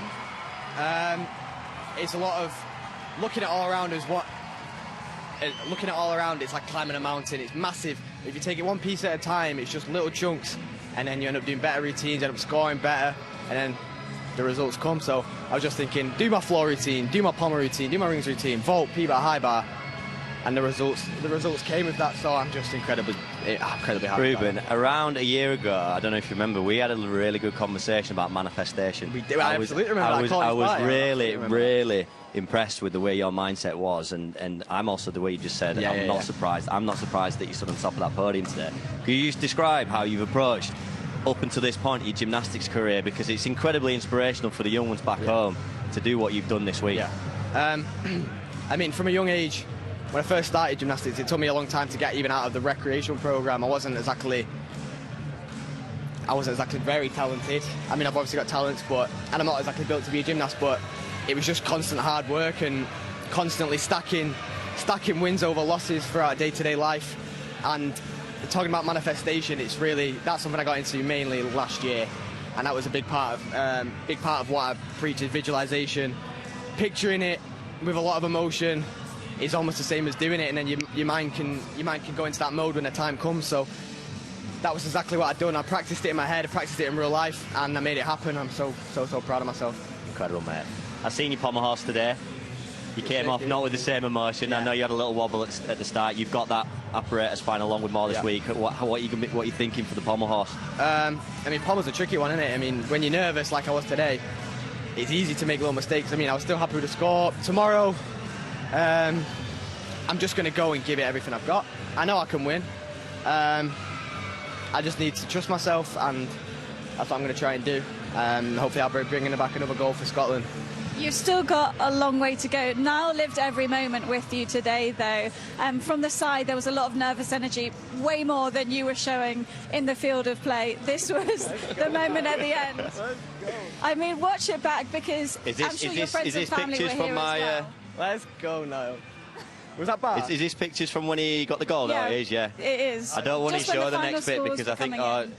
Oh, there we are with Jake. They didn't show the bit where my water was coming out my eyes, mate. Yeah. Let me take 2 minutes to thank my coach. Jake's been by my side since I was 7 years old. I'm now 21. And there's no way I would be where I am without him. He's always been by my side. I mean, you might have seen him in the background of my pommel routine yesterday. He might have been more excited than I was. He's living it with me, and it's a partnership. It's not me. This is his medal as well. So I just want to say a big thanks to him. We'll let you go and celebrate with Jake as well as your friends and family. Congratulations. We'll see you over the next few days. Proud of you, brother. Thank you, guys. There's so much happy vibes there. There's so much good energy. And it is just such a monumental moment as he goes off to celebrate with someone else. And to have that moment now with his friends and family for the rest of the day, it's going to be brilliant. But he's still got another competition to think about. It's unusual, this part now. We've actually got Felix coming in as well. Congratulations on making the podium. Did you think that was possible after the second rotation? Because we were so impressed at how you came back. You know, I was not really looking at the scoreboard after pommel horse. I was not really caring about this. The only thing I had in my mind was not giving up and showcasing the real gymnastics I can do. You know, pommel horse has never been a really strong event for me, and so I was not expecting a 9.5, to be honest. But after that tough score, tough routine, I was like, okay, let's focus up. Let's do some real work here, because people at home are watching. People at home are expecting results. So let's focus real seriously. And so that's what I did. And ultimately, it came out with the silver medal, which is great, right? But that's something I have to fix and work on. And yeah. I think it says a lot about what you can do out there, that Niall thought that even on the high bar that there was a chance for you to even, you know, potentially get gold, potentially get talk us through this high bar routine, because I know you've upped your difficulty in the last couple of years. I was going for blood, you know. In my mind, I was also going for the gold medal, and that's, to be honest with you, that's the way I approach every single event right after pommel. I was like, I'm not looking necessarily at the scoreboard. I'm not calculating anything. I'm just going for the absolute best single routine I can do everywhere. And I knew on a high bar I can deliver, and specifically when it comes to the last event and kind of some pressure situations, usually that's where I perform on high bar. So I was hoping maybe for 2 more 10s. And it's been a busy couple of days as well, because you already had the team gold and now all-round individuals still to come.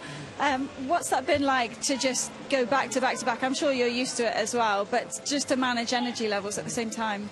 Yeah, I think managing the energy is definitely the biggest challenge when it comes to those situations. But for me, it's all about, nutrition, sleep, rest, and ultimately every single day is a new day, and I forget what happened previously, right? So, for example, today when I came in, I completely forgot that we won the team medal, and tomorrow I'll completely forget that I won the all-around silver, and it's a new day, it's a new event, and I feel like that's one of the mentality that gets me to be able to do what I did today, right? It's like when an event is done, whether it was good, bad, it's time to get on the next one. Every single event is different. It's a competition by itself, and so that's really how I try to approach things. But of course, energy-wise, it's everything to maximize my energy when it comes down to performance.